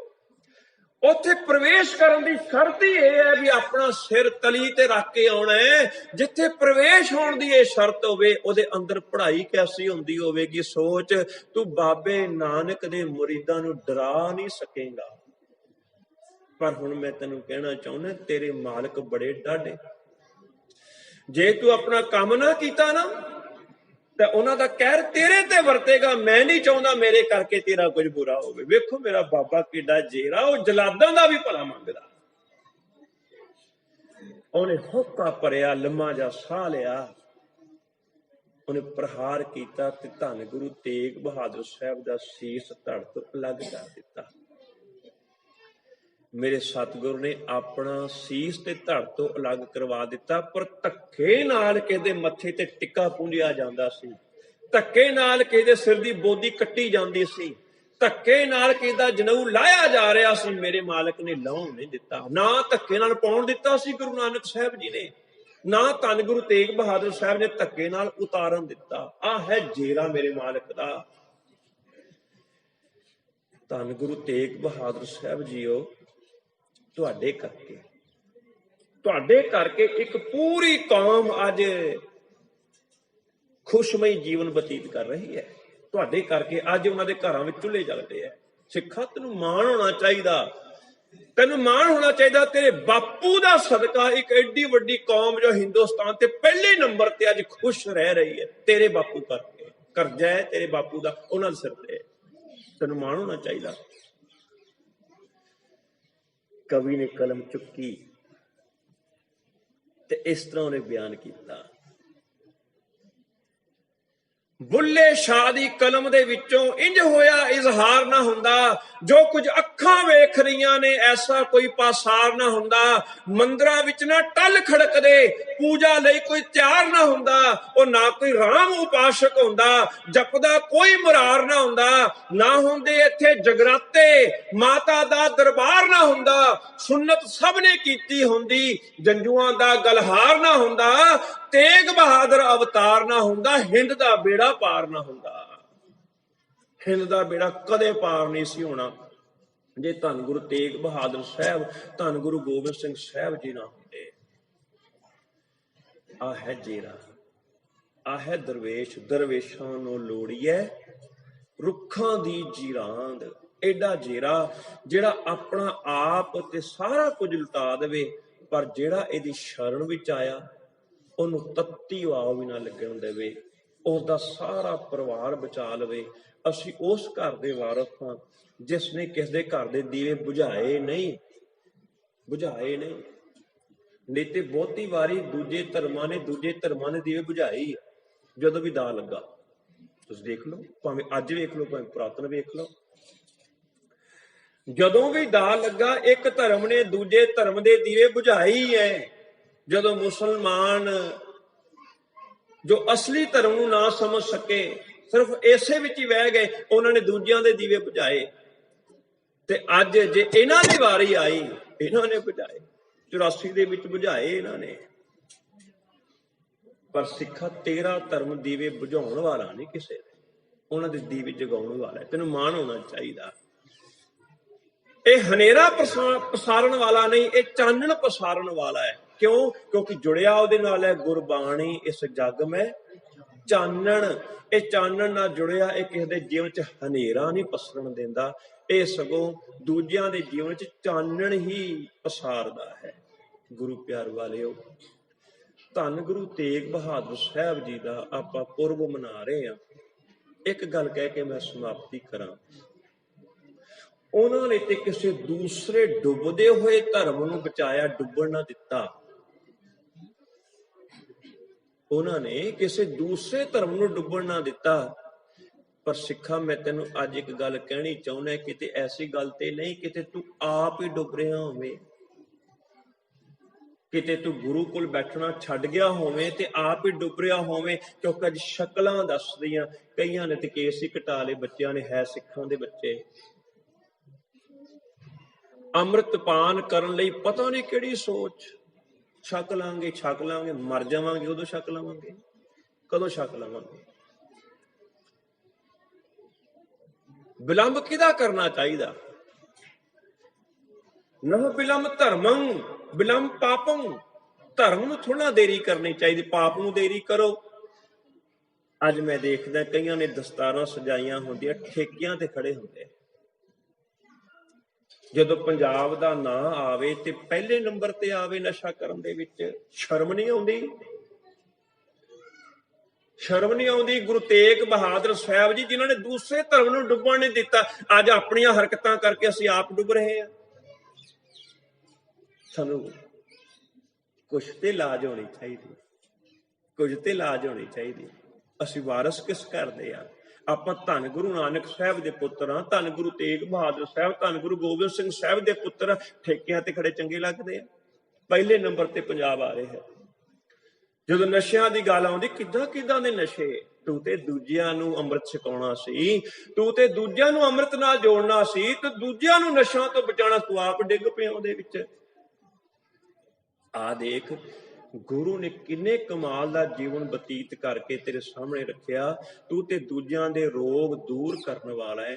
ਤੂੰ ਜਾਤ ਪਾਤ, ਅਮੀਰੀ ਗਰੀਬੀ ਦੇ ਪਾੜੇ ਨੂੰ ਖਤਮ ਕਰਨ ਵਾਲਾ ਹੈ। ਤੂੰ ਤੇ ਆਪ ਵਿਦਿਆ ਪੜ੍ਹਨ ਤੇ ਪੜ੍ਹਾਉਣ ਵਾਲਾ ਹੈ। ਤੂੰ ਅੱਜ ਇਸ ਗੱਲ ਦੀ ਸੋਚ, ਤੂੰ ਪੜ੍ਹ ਵਧੀਆ, ਤਾਂ ਕਿ ਤੂੰ ਆਪਣੀ ਕੌਮ ਦਾ, ਆਪਣੇ ਪਿੰਡ ਦਾ, ਆਪਣੇ ਸ਼ਹਿਰ ਦਾ, ਆਪਣੇ ਦੇਸ਼ ਦਾ, ਪੂਰੇ ਸੰਸਾਰ ਦਾ ਕੁਝ ਭਲਾ ਕਰ ਸਕੇ। ਨਸ਼ਿਆਂ ਵਿੱਚ ਗਲਤਾਨ ਨਾ ਹੋ।